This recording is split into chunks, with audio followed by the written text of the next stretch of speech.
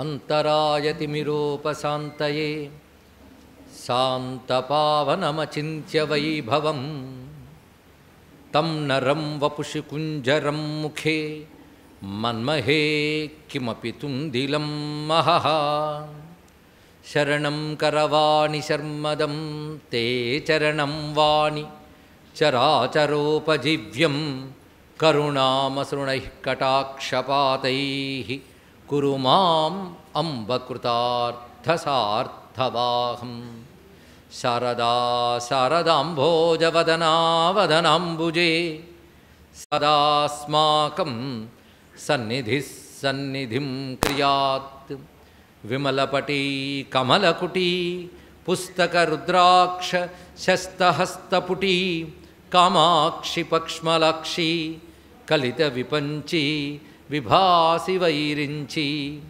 वागर्थाविव सम्पृक्तौ वागर्थप्रतिपत्तये जगतः पितरौ वन्दे पार्वती परमेश्वरौ गुरवे सर्वलोकानां भिषजे भवरोगिणां निधये सर्वविद्यानां दक्षिणामूर्तये नमः नारायणसमारम्भां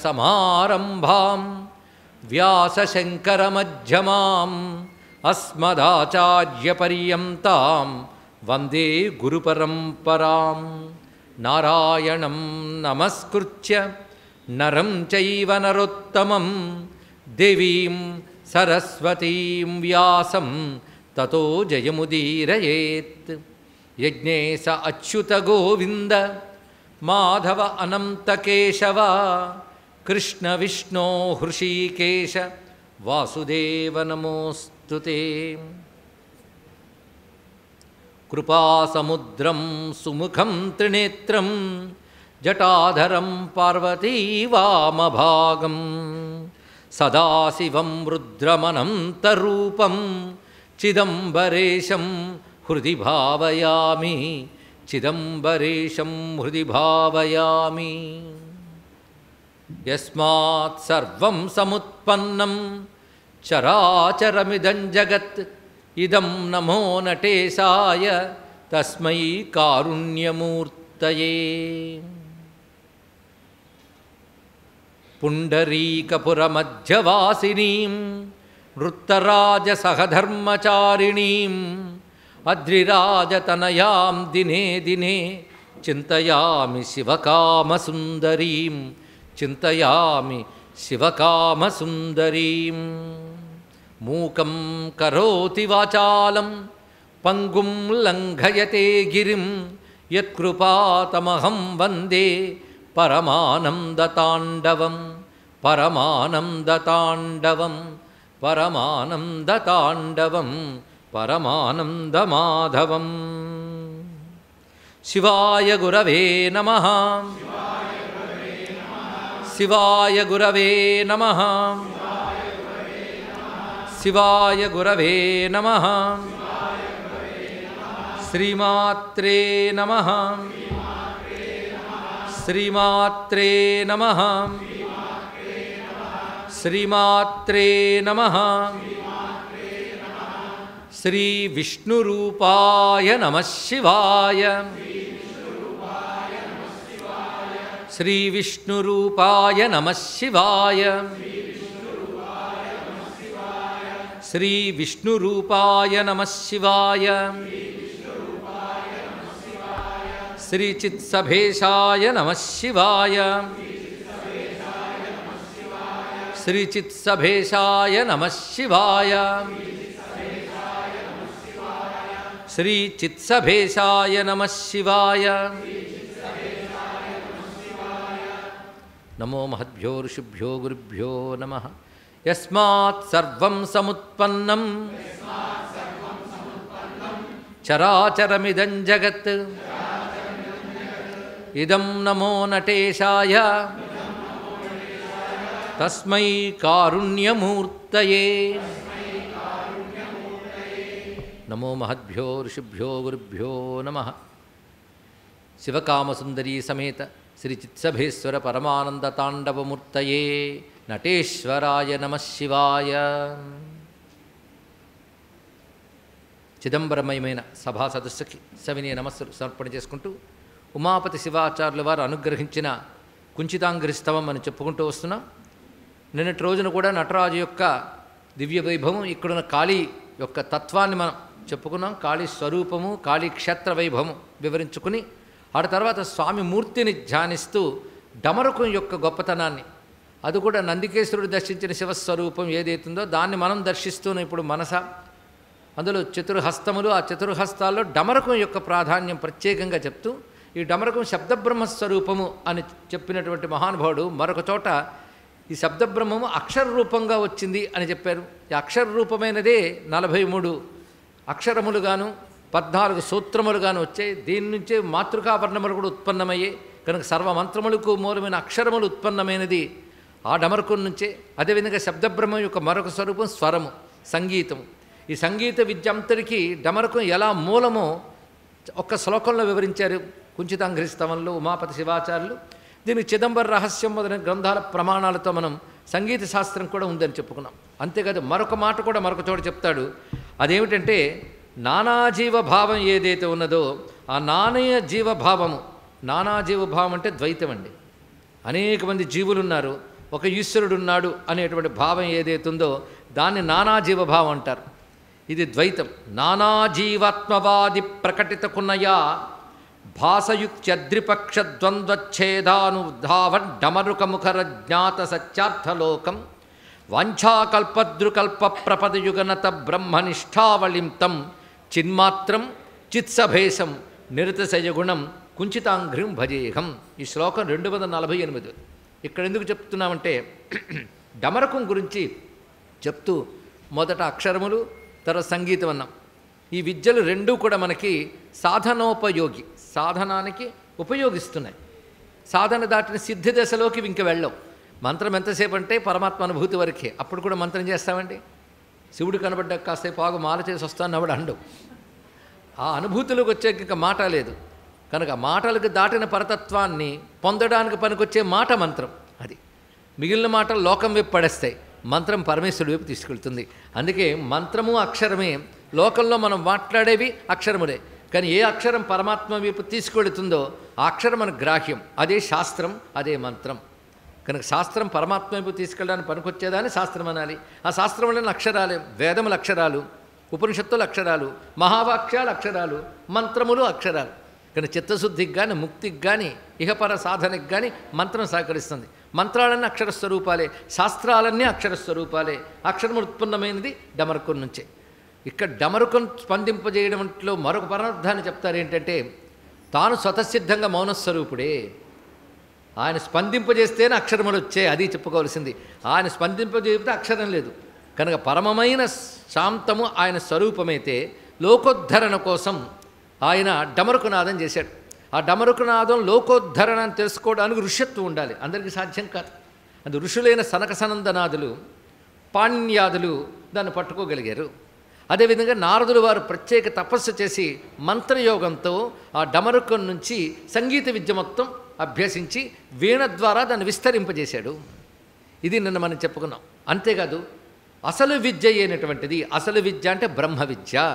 ఈ విద్య గురించి కృష్ణ పరమాత్మ గీతలో చెప్తూ అధ్యాత్మ విద్యానం ఎన్నో విద్యలు ఉన్నాయి. సంగీతము గొప్పదే, సాహిత్యము గొప్పదే, ఇవన్నీ చాలా అవసరములే.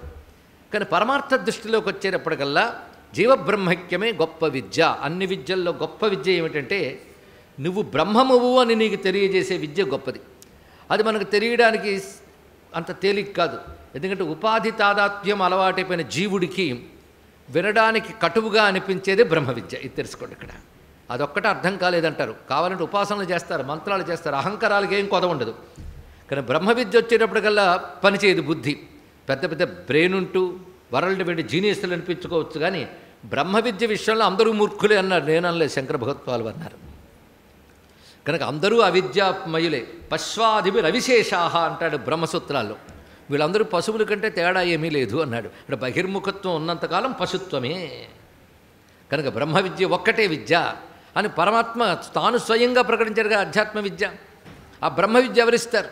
నేను సంగీతం సాహిత్యం ఇచ్చాను కానీ బ్రహ్మ విద్య ఇవ్వను అంటాడు శివుడు. బ్రహ్మ విద్య ఆయన. అదే బ్రహ్మ విద్యను బోధిస్తున్నాడు దేంతో తెలుసా? డమరుకంతోనే. చూడండి ఇక్కడ బ్రహ్మ విద్యకి అదే ఆధారం. అక్షర విద్యకి అదే ఆధారం, స్వర విద్యకి అదే ఆధారం. దీన్ని బట్టి ఉమాపతి పండితుడు అభిప్రాయం ఉపనిషద్ అభిప్రాయమైన అద్వైత వేదాంతమే. అందుకే స్వామిని అద్వైతమూర్తి అని కీర్తించాడు నిన్ననే. ఆ భావాన్ని ఈ శ్లోకంలో చెప్తున్నారు. నానా జీవాత్మవాది ప్రకటిత కునయాభాస యుక్త్యద్రిపక్ష ద్వంద్వచ్ఛేదాను ధావన్ డమరుక నినదై. నానా జీవాత్మవాది, ఇది కొంచెం వెంటనే అర్థం అవడం కష్టం అండి. ఇప్పుడిప్పుడు నిద్ర ఆపుకుంటున్నామంటే మళ్ళీ నిద్ర వస్తుంది. అదే వేదాంతం అంటే ఇక్కడ. నానా జీవాత్మవాది అంటే జీవులు అనేకం ఉన్నారు, ఈశ్వరుడు ఒకడున్నాడు అనేది నానా జీవాత్మవాదం. ఇది ప్రారంభంలో అందరికీ ఇదే సత్యం అనిపిస్తుంది. ఎందుకంటే ఉపాధులు చూస్తుంటాం కనుక, అనేక ఉపాధులు ఉన్నాయి కనుక అనేక మంది జీవులు ఉన్నారు. ఉపాధి అంటే ఇదే కాదు, సూక్ష్మ శరీరం ఉంది. ఈ సూక్ష్మ శరీరంతో కర్మానుభవం పొందుతూ ఈ లోకం ఆ లోకం తిరుగుతూ రకరకాల జన్మలు పొందుతున్నదంతా జీవులే. స్థూల శరీరాలు మారుతాయి కానీ సూక్ష్మ శరీరం మారకుండా తిరుగుతుంది. ఎంతవరకు తిరుగుతుందంటే మోక్షావధి తిరుగుతుందండి. మోక్షం పొందే వరకు సూక్ష్మ శరీరం ఉంటుంది. ఇది బాగా తెలుసుకోవాలి. ఈ సూక్ష్మ శరీరంతో ఈ జన్మలో చేసిన కర్మలు గర్జన్మలో చేసిన కర్మలు మూటగట్టుకుని స్థూల శరీరాలు మారుతూ తిరుగుతుంటాం. అందుకే మరణం మోక్షం కాదు, ఎందుకంటే స్థూల ఉంటుంది కానీ సూక్ష్మ శరీరం పోదు. అదే జన్మలన్నిటి తీసుకెడుతుంటుంది. ఇది తెలియక మూర్ఖులు ఏమనుకుంటారంటే శరీరం లోపల ఆత్మ అంటారు, శరీరం లోపల మరో 2 శరీరాలు వెలగబెడుతున్నాయి, సూక్ష్మకారణ శరీరాలు. వాటితో పట్టున్న కాంతకాలం మనం జీవులమే, శుద్ధాత్మలం కాం. ఇదే తిరుగుతుంటుంది కనుక ఆ సూక్ష్మ శరీరంలో బుద్ధి అదృష్టవశాత్తు ఉపాధి పొందిన తర్వాత సద్గురువులను ఆశ్రయించి ఈశ్వరానుగ్రహం ఉంటే అప్పుడు బ్రహ్మ విద్య అర్థమవుతుంది. ఇంకా పుణ్యమో తపస్సు ఉంటే అనుభవానికి వస్తుంది. కనుక బ్రహ్మ విద్య అర్థం అవడమే కష్టం, అనుభవానికి రావడం మరీ కష్టం. కానీ ఈశ్వరానుగ్రహం ఉంటే క్షణంలో దొరుకుతుంది. ఇక్కడ ఆ స్వరూపము ఆ జీవబ్రహ్మైక్యాన్ని చూపిస్తున్నాడు అన్నాడు. ఇక్కడ జీవబ్రహ్మైక్యవాదం అంటే 2 భాగాలుగా డమరకం కనబడుతున్నా డమరకం ఒకటే కదా. ఈ కొడుతున్నాడు అటు ఇటు కొడుతున్నప్పుడు రెండిట్లోనూ పలుకుతుంది, కానీ 2 కలిపి ఒకటని చెప్పడమే ఏకత్వవాదం అనేది. కనుక ఉపాధి దృష్టితో చూస్తే నానా జీవులు ఉన్నారు. ఉపాధి దృష్టితో అంటే స్థూల సూక్ష్మ కారణమైన కంటైనర్స్, ఇవి కంటైనర్స్ అనే దృష్టితో చూస్తే అనేక మంది ఉన్నారు. కంటైన్డ్ అనే దృష్టితో చూస్తే ఏకమే. కంటైన్డ్ ఏమిటి? ఆత్మ. అది అందరిలో సమానమే, సమంగా వ్యాపించింది. మీరు భగవద్గీత చదివితే ఇదే తెలుస్తుంది. సమం సర్వేషు భూతేషు తిష్టంతం పరమేశ్వరం. అందరిలో సమంగా ఉన్నదేంటి? ఆత్మ. సచ్చిదానంద తత్వం మాత్రమే సమంగా ఉంది, కానీ స్థూల సూక్ష్మ కారణ శరీరం అందరిలో సమంగా లేవు. ఇది తెలియక సమత్వవాదులు తయారవుతారే. నీకు తలనొప్పి వస్తే నాకు రావట్లేదు, సమానం ఎలా అవుతుందండి? కనుక ఉపాధిగతమైన లక్షణాలు ఏవి కూడా సమము కాదు. ఆత్మలక్షణమే సమము. అందరిలో సమముగా ఉన్న ఆత్మను ఎవడు తెలుసుకుంటున్నాడో వాడే పండితుడు అన్నాడు. అది వినశ్య స్వవినశ్యంతం యప్పశ్యతి సపశ్యతి. సమం సర్వేషు భూతేషు విద్యావినయ సంపన్నే బ్రాహ్మణే గవిహస్తిని సునుచైవ స్వపాకేచ పండితా సమదర్శన. ఇది మనం అనుకున్న విప్లవవాదం కాదు. విద్యావినయ సంపన్నులైన బ్రాహ్మణునందు కుక్క మాంసం వండుకునేవాడు యందు, ఏనుగు యందు, దోమ యందు ఎవడికి సమదృష్టి కలిగి ఉంటుందో అంటే అర్థం ఈ పదార్థం నేను తిన్ను, ఈ పదార్థం తింటానన్న వాడికి సమదృష్టి ఎక్కడుందండి? కనుక ఉపాధిలో సమత్వం ఉండదు, ఆత్మయందు సమత్వం ఉంటుంది. ఆ ఆత్మదృష్టి ఎవడుకున్నదో వాడికి ఉపాధులు అనేవే కనబడవు అన్నాడు.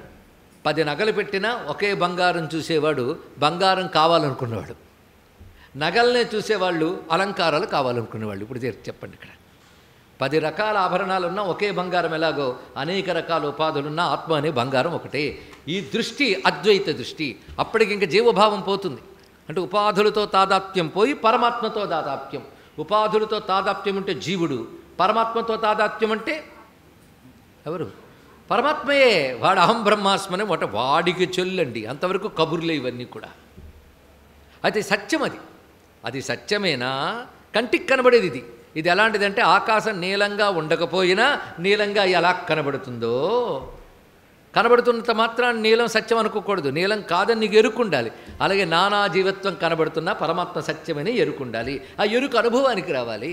ఆ అనుభవానికి వచ్చినప్పుడు అదే సత్యం. కనుక ముందు సత్యమే చెప్పాలి, కానీ నీకు అర్థం కాదు కనుక, లేదా నీకు అనుభవానికి లేదు కనుక అసత్యం చెప్తారండి ఎవరైనా? కనుకనే అది దొరికే వరకు ద్వైతం ఉంటుంది. ద్వైతం ఉండాలి కూడా అన్నారు ఇక్కడ. ఆత్మ విషయంలో అద్వైతం కానీ ఉపాధుల విషయంలో అద్వైతం లేదు. అందుకే నానాజీవత్వవాది. ఈ నానాజీవత్వవాదులు ఉన్నారే, అంటే బ్రహ్మము వేరు జీవుడు వేరు, ఈ జీవులు కూడా అనేకం ఉంటుంది అని మాట్లాడే వాళ్ళు నానా జీవత్వవాదులు. వినడానికి మొదలు బాగుంటాయి, బుద్ధి వికసించని వాళ్ళకి అది వినడానికి బాగుంటుంది. అందుకే ప్రకటిత కునేకు నయాభాష అన్నాడు. అది న్యాయము వలే కనబడుతుంది కానీ అది అది సరైనది కాదు అని చెప్తూ, అలాంటి ద్వైతవాదులు బలిసిపోయి కొండల్లాగా రెక్కలు పట్టుకుని తిరుగుతున్నారు ఇక్కడ.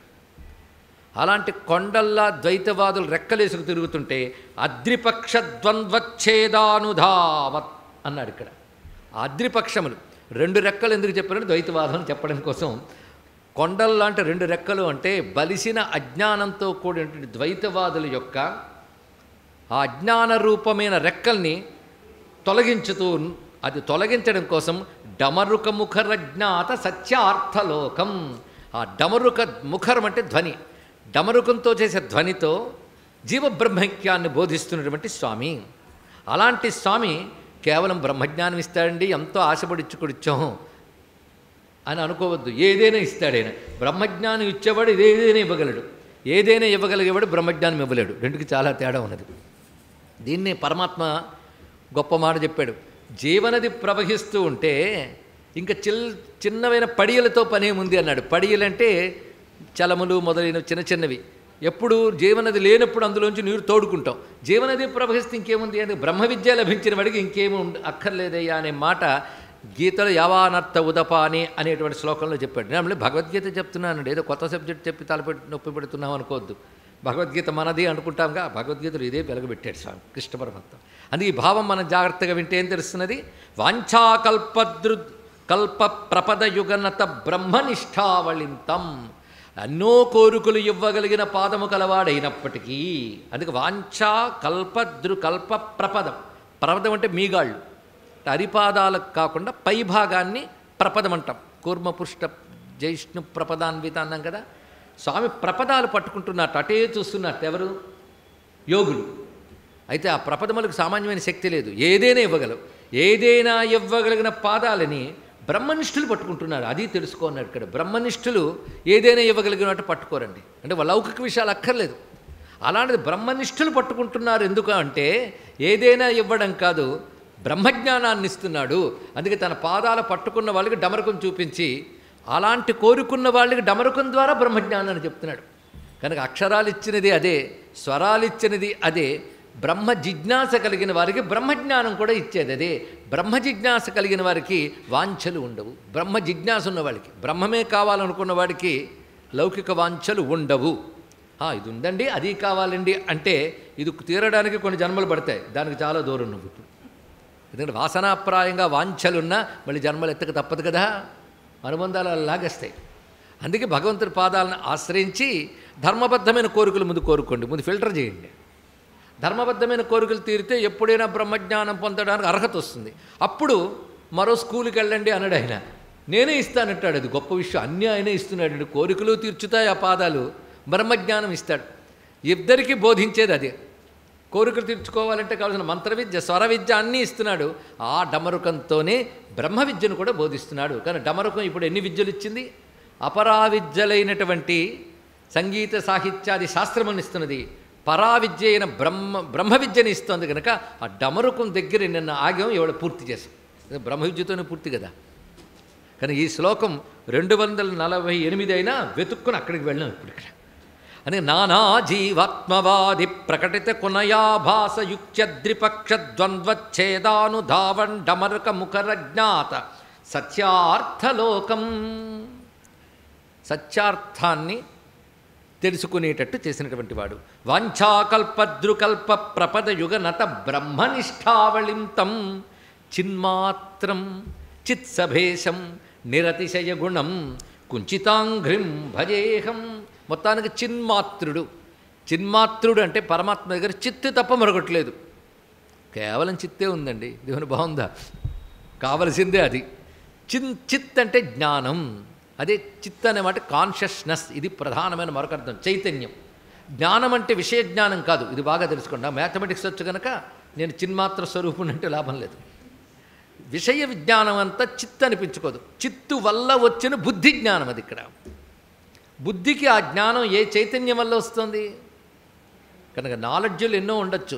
కానీ నాకు తెలియట్లేదు అనేది కూడా ఒక నాలెడ్జే తెలుసా. నాకేం అర్థం కాలేదని మీరు అన్నారంటే లోపల చిత్తుంటేనే అనగలరు. కనుక చైతన్యం అంటూ ఉంటేనే అర్థం కాలేదనే విషయం అర్థమైంది.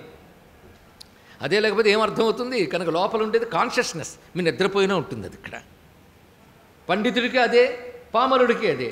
ఆ చిత్ ఏదేందో అది నా స్వరూపము, అదే ఎప్పుడు ఉంటుంది. అదే సత్ చిత్ ఆనందం. ఇంకా కావాలంటే మా శంకర భగవత్పాదులు సాయం తీసుకుంటా.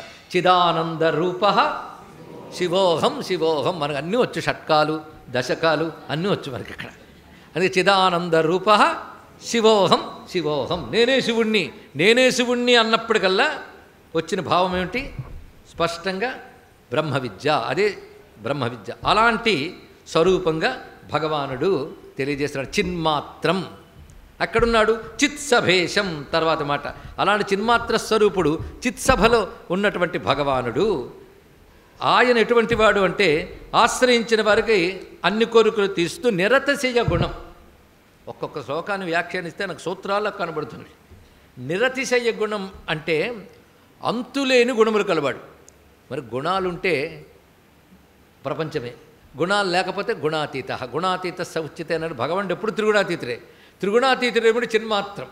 మరి నిరతశయ గుణమును ఎందుకన్నారంటే సృష్టిస్థితి తెలియలు చేస్తున్నప్పుడు అనంత కళ్యాణ గుణములతో ప్రకాశిస్తాడు కనుక నిరతిశయ గుణం. అంటే సగుణం ఆయనే, నిర్గుణం ఆయనే. కానీ నిర్గుణం ఉన్నప్పుడు చిన్మాత్రం అని చెప్పాడు, సగుణం ఉన్నప్పుడు నిరతిశయ గుణం.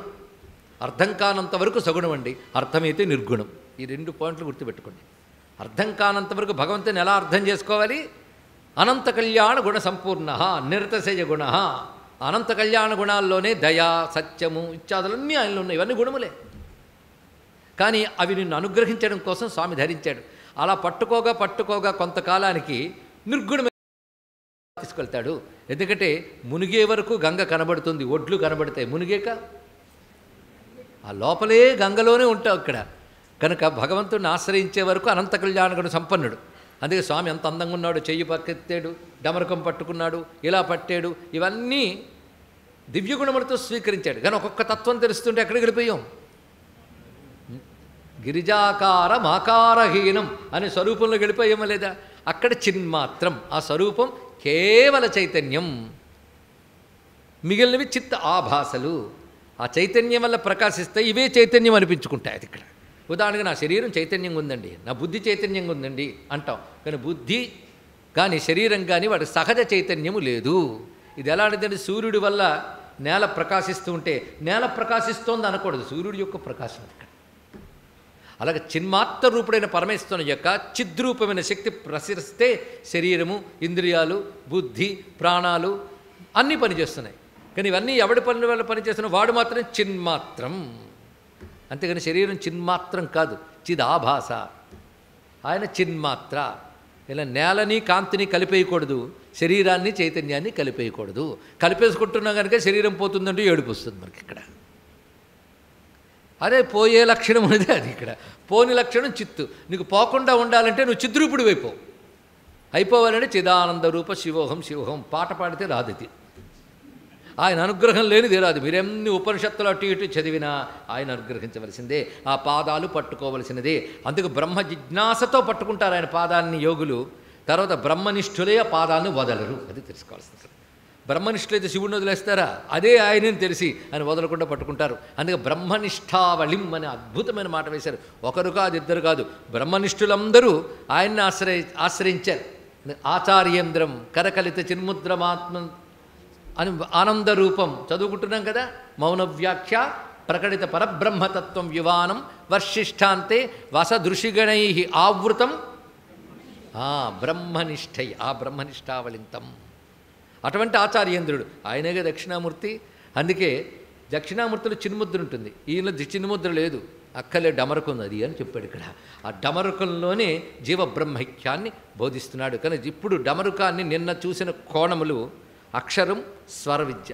అక్షరం ద్వారా శాస్త్రములు, సాహిత్యములు ఏర్పడ్డాయి. స్వరము ద్వారా నాద విద్య విస్తరించింది. ఈ రెండు పరమాత్మ కోసం వినియోగించుకునే వాళ్ళు యోగ్యులు, దాని లోకం కోసం వాడుకునే వాళ్ళు అవిద్యాగ్రస్తులు. ఒకటి తెలుసుకోవాలి, అవే విద్యలు ఈశ్వరుడి నుంచి వచ్చాయి. ఈశాన సర్వ విద్యానం. ఆ విద్యలు కానీ లోకం కోసం వాడుకుంటే అవన్నీ అపరా విద్యలు అయిపోయాయి.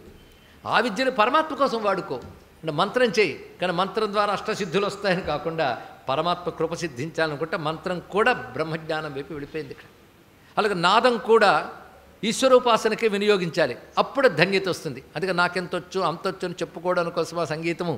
అది ఎలాగో అంటే మా త్యాగయ్యని అడిగితే చెప్పేస్తాడు. అది దేనికయ్యా అంటే రామా నీ పాటే పాట అన్నాడు. ఇక్కడ భగవంతుని కీర్తించినప్పుడు సార్థకత, లేనప్పుడు పరమానందమునే కమలము చెంత బకభేకములు చెలగేమి మనస అన్నాడు ఆ మహానుభావుడు. ఇక్కడ ఒక అద్భుతమైన కమలం ఉంది, అక్కడ కప్ప కొంగ ఉన్నాయట. ఆ రెండిటికి కమలంలో ఉన్న మకరందం తెలియదు, ఎందుకంటే ఒకటి బెకబెకలాడుతుంది, ఒకటి పొడుస్తూ ఉంటుంది. ఇక్కడ రెండు ఎక్కడున్నాయి? కమలం దగ్గర ఉన్నాయి, కానీ యూజ్లెస్. అందులో ఉన్న మకరందం వాటికి ఆస్వాదన లేదు. అలాగే బకబకలాడడం అంటే తెగ వాగుడు వాగుతూ విద్యలు పట్టుకుని వాదించే వాళ్ళందరూ కప్పలు. ఎలాగో జ్ఞానం ఉంది కదని వాడిని పొడుస్తూ వీడిని పొడుస్తూ తిరిగే వాళ్ళందరూ కొంగలు. వీళ్ళిద్దరికీ కూడా కమలంలో ఉన్న మకరందం తెలియదు.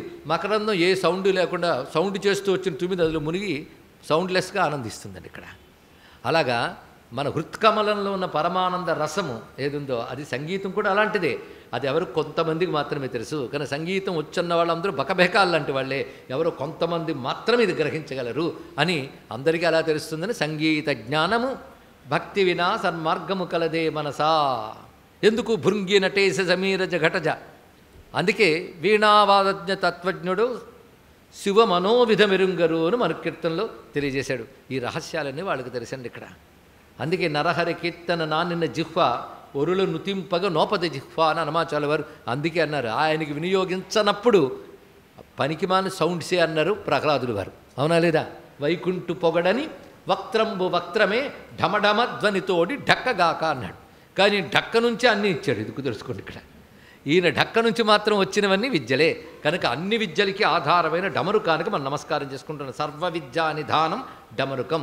సాహిత్య శాస్త్ర అక్షర స్వర సంగీతాది విద్యలతో పాటు బ్రహ్మ విద్యకు కూడా ఆధారమైన డమరుకానికి మనం నమస్కారం చేసుకుని తర్వాత స్వరూపంలోకి వెళుతూ, అయితే ఈయన ఎవరికి లొంగుతాడు అంటే ఏదో ఒక వర్ణం వారికి మాత్రమేనండి, అందరికీ కాదు. కనుక హిందూ మతంలో పలానా వారికి ఇది ప్రాధాన్యంగా మారిపోండి అని వాళ్ళు చెప్తూ ఉంటే, పిచ్చిన ఆయన ఎవరు స్థాయి బట్టి భగవంతుని వాళ్ళు ఆశ్రయిస్తే అందరూ పొందేది మోక్షమే అని చెప్పేది హిందూ మతం. తెలుసుకోండి, ఎందుకంటే అందరూ ఒకలా ఉండరు అనేటటువంటిది సత్యం, అది ఫ్యాక్ట్.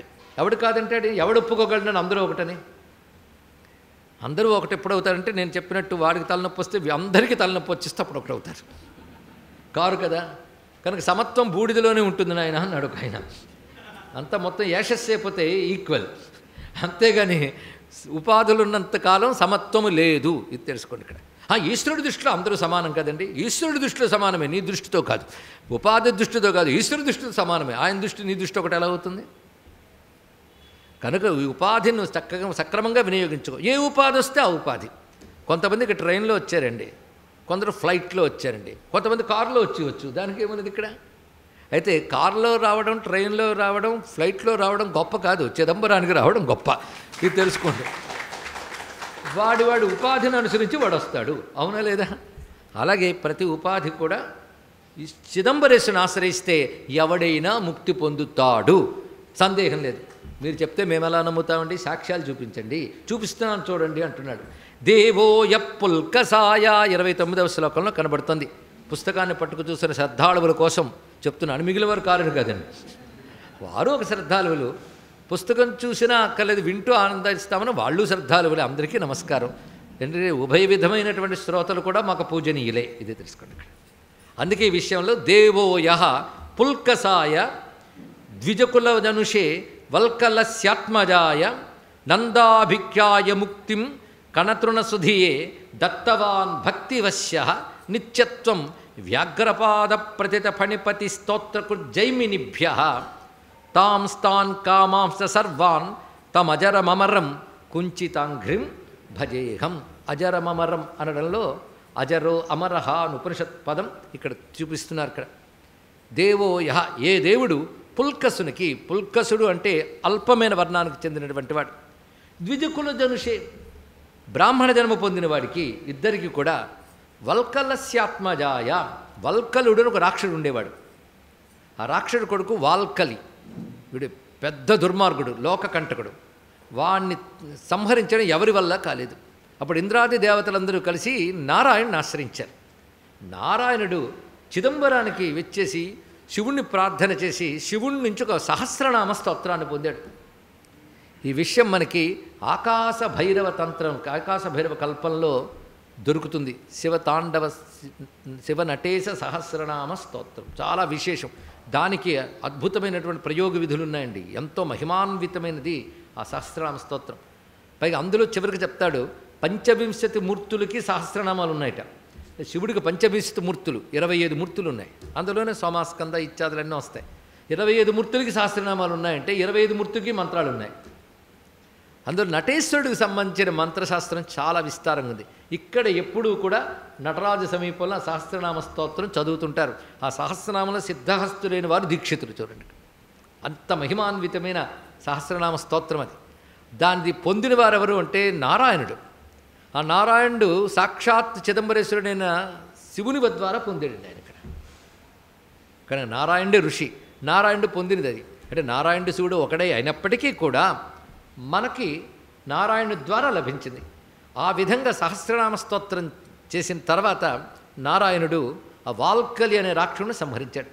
అయితే వాల్కలి చివరి దశకు వచ్చేటప్పటికల్లా నాకు శివుడిపై భక్తి ఉన్నది, నాకు శివైక్యం కావాలని కోరుకున్నాడు రాక్షసుడికి కూడా. చూడండి ఇక్కడ ఆ శివుడు ఎంత దయామయుడంటే నీ పాపమంతా కూడా నారాయణ యొక్క చక్రధారకు పోయింది, ఇంక నువ్వు శుద్ధుడు అయిపోయావు కాబట్టి నీకు ముక్తినిస్తున్నాను వాడికి ఇచ్చారండి. అంటే దేవాసురులు ఎవరికైనా ముక్తినిస్తాడైనా. అందుకే వల్కలస్య ఆత్మజాయ అంటే వాల్కలి అనబడి అసురునికి కూడా ముక్తినిచ్చాడు.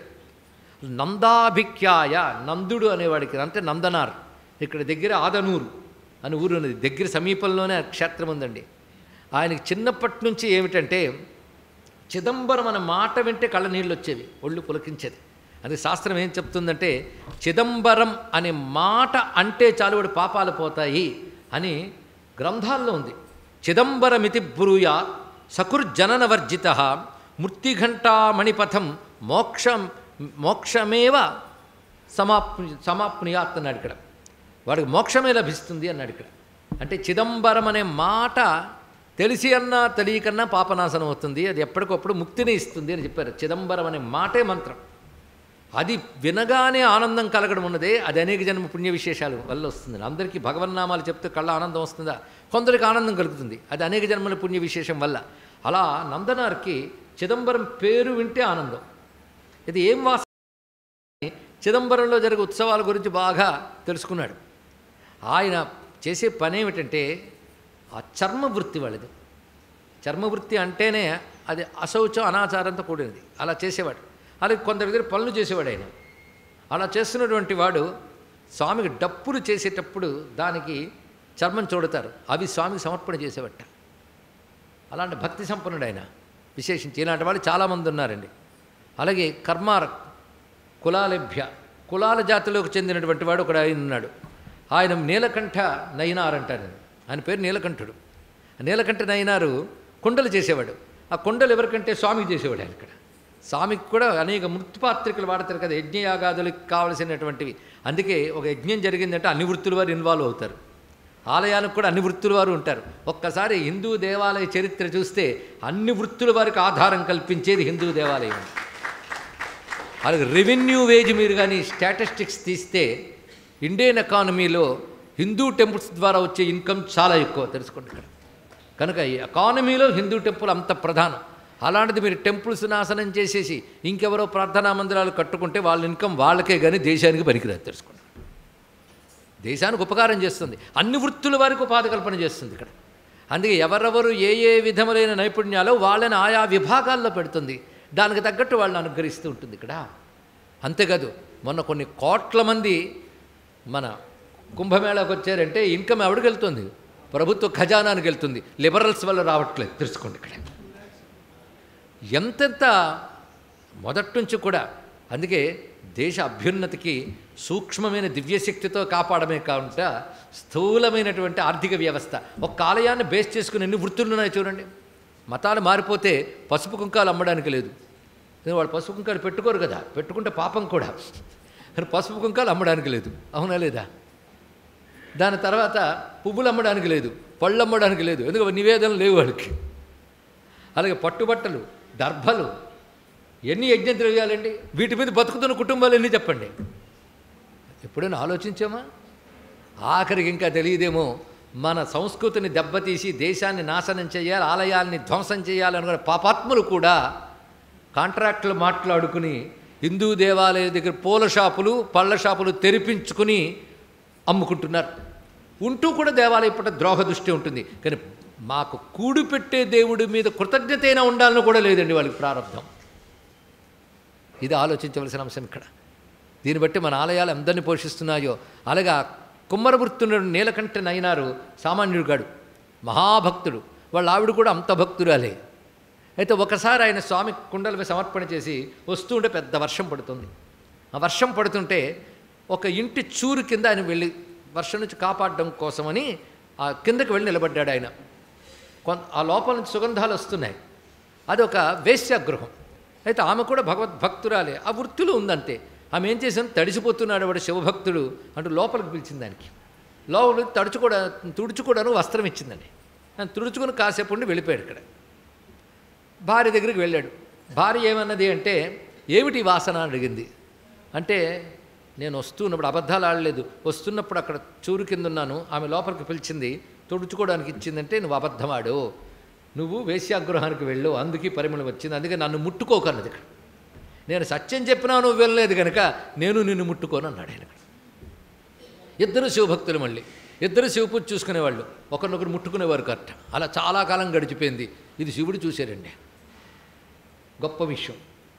ఆయన చూసి వాళ్ళిద్దరిని కలపాలని చాలా గొప్ప ప్రయత్నం చేశాడు. ఇక్కడ ఏం చేశాడంటే వాళ్ళ ఇంటికి శివభక్తుడిగా వచ్చి ఒక పాత్ర ఇచ్చాడు.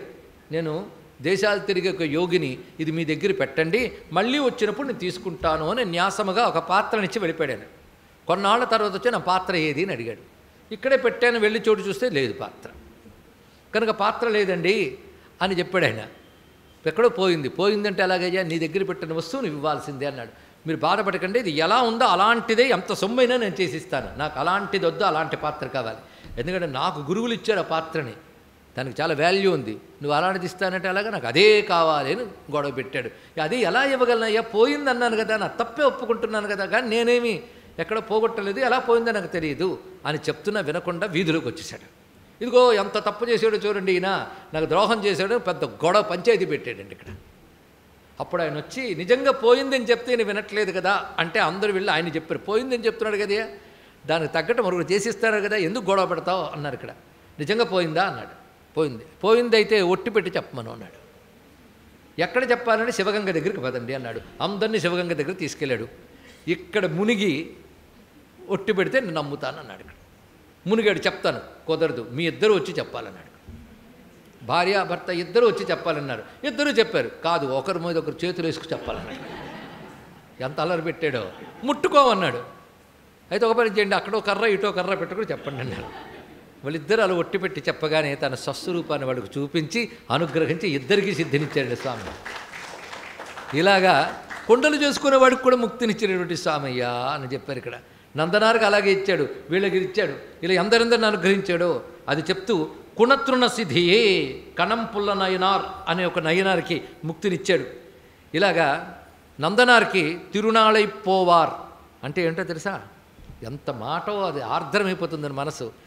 చిన్నప్పటి నుంచి నందనారు ఎప్పుడు ఎవరికి రేపు చిదంబరం వెళ్తా అనేవాటి. పాపం అంత చిదంబరం పిచ్చి, రేపు వెళ్తా అని తిరునాళై పోవార్ అలాగనుకునేవాడు. నేను చిదంబరం వెళ్తా, వెళ్ళింది లేదు, పెట్టింది లేదు.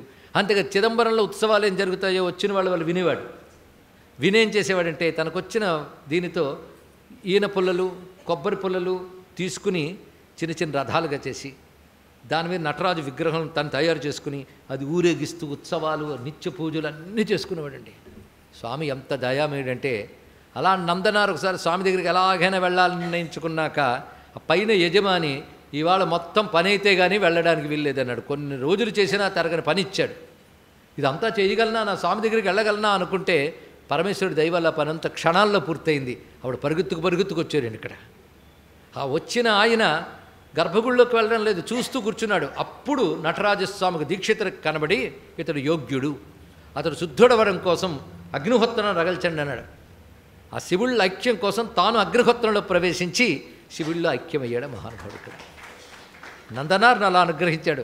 అందుకే ఇక్కడ నందాభిక్షాయ ముక్తిం కణతృణ సుధియే దత్తవాన్. వీళ్ళందరికీ ఇచ్చాడు. ఎందుకంటే భక్తి వశ్య అన్నాడు ఇక్కడ. అని అహంకారాలకు దొరకడండి. అహంకారం అరిగితే కానీ భక్తి కాదండి ఇక్కడ. అందుకే స్వామి చెప్పాడు, నా కర్మణ నా తపస నా జపై నా సమాధిభి. కర్మలకు కానీ తపస్సులకు కానీ జపాలకు కూడా దొరకనని చెప్పాడు చూడండి. అందుకే జపాలు మానేసాను అనకండి.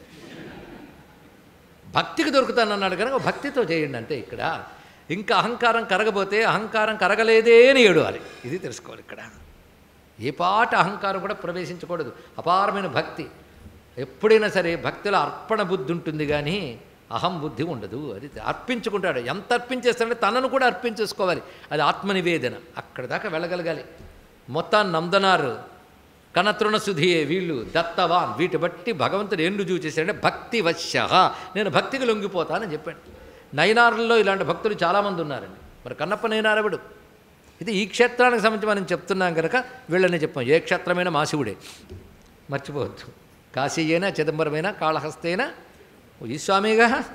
కానీ అన్నీ చెప్పలేదు కానీ ఇక్కడ మాత్రం ఈ క్షేత్రంలో ఎవరైనా ఇచ్చాడో చెప్తూ భక్తివశ్య, భక్తిప్రియ, భక్తివశ్య, భక్తిగమ్య, భయాపహ. ఆయన అంతే, ఆవిడ అంతే. మరి మా నారాయణ స్వామి ఆయన అంతే, ఏమీ సందేహం లేదు. ఆయన భక్తులైన ఆళ్వారుల్లో కూడా ఇలాంటి వాళ్ళు చాలామంది ఉన్నారు. మొత్తానికి నారదుడు చెప్పినట్టు ఈశ్వరస్యాప్యభిమాన ద్వేషిత్వాత్ దైన్యప్రియత్వాచ్చ అని చెప్పాడు. అభిమాన ద్వేషం అంటే ఎవరికైతే అభిమానం ఉంటుందో అంటే అహంకారం, పొసెసివ్నెస్ ఈ రెండు ఉంటాయో వాడిని భగవంతుడు కేర్ చేయడు. దైన్యప్రియత్వాచ్చ, ఎవడు అహంకార రహితుడో వాడి పట్ల ప్రీతి కలిగి ఉంటాడు అని చెప్పారు ఇక్కడ. అంటే కారుణ్యంలో పరమాత్మ ఎప్పుడూ ఒకటే. ఆ పరమాత్మ నారాయణుడైనా కరుణామూర్తే, శివుడైనా కరుణామూర్తే, అమ్మవారైనా కరుణామూర్తే. అందుకే నేను చిరునవ్వు నవ్వినప్పుడు నటరాజు నవ్వులో ఎంత కరుణుందో మా వెంకటేశ్వర స్వామి నవ్వులో, కృష్ణ పరమాత్మ నవ్వులో, మా రామచంద్రమూర్తి స్మిత వదనంలో అదే కరుణ కనిపిస్తుంది. అయితే అక్కడ శూర్పణకుంటే నవ్వు మరోలా ఉంటుంది, దుర్యోధనుడుంటే మరోలా ఉంటుంది. భాగవతత్వముల ముందు మాత్రం ఆయన నవ్వు, చిదంబర నటరాజు నవ్వు ఒక్కలాగా ఉంటుంది. అది తెలుసుకోవాలి ఇక్కడ. భక్తి కలవాడికి ఆ నిష్కపటమైన శుచిస్మితం అని ఏదైతే ఉన్నదో అది కనబడుతుందని ఇక్కడ. అలాంటి దత్తవాన్ భక్తి వశ్య, భక్తికి లొంగిపోతాడు భగవంతుడు. ఒక్క మాట చాలదండి. అందుకే భక్తి సులభుడు భగవానుడు. భక్తే సులభం కాదు, వచ్చింది బాధ. అది రావడానికి ఎన్ని జన్మలు పడుతుందండి ఇక్కడ.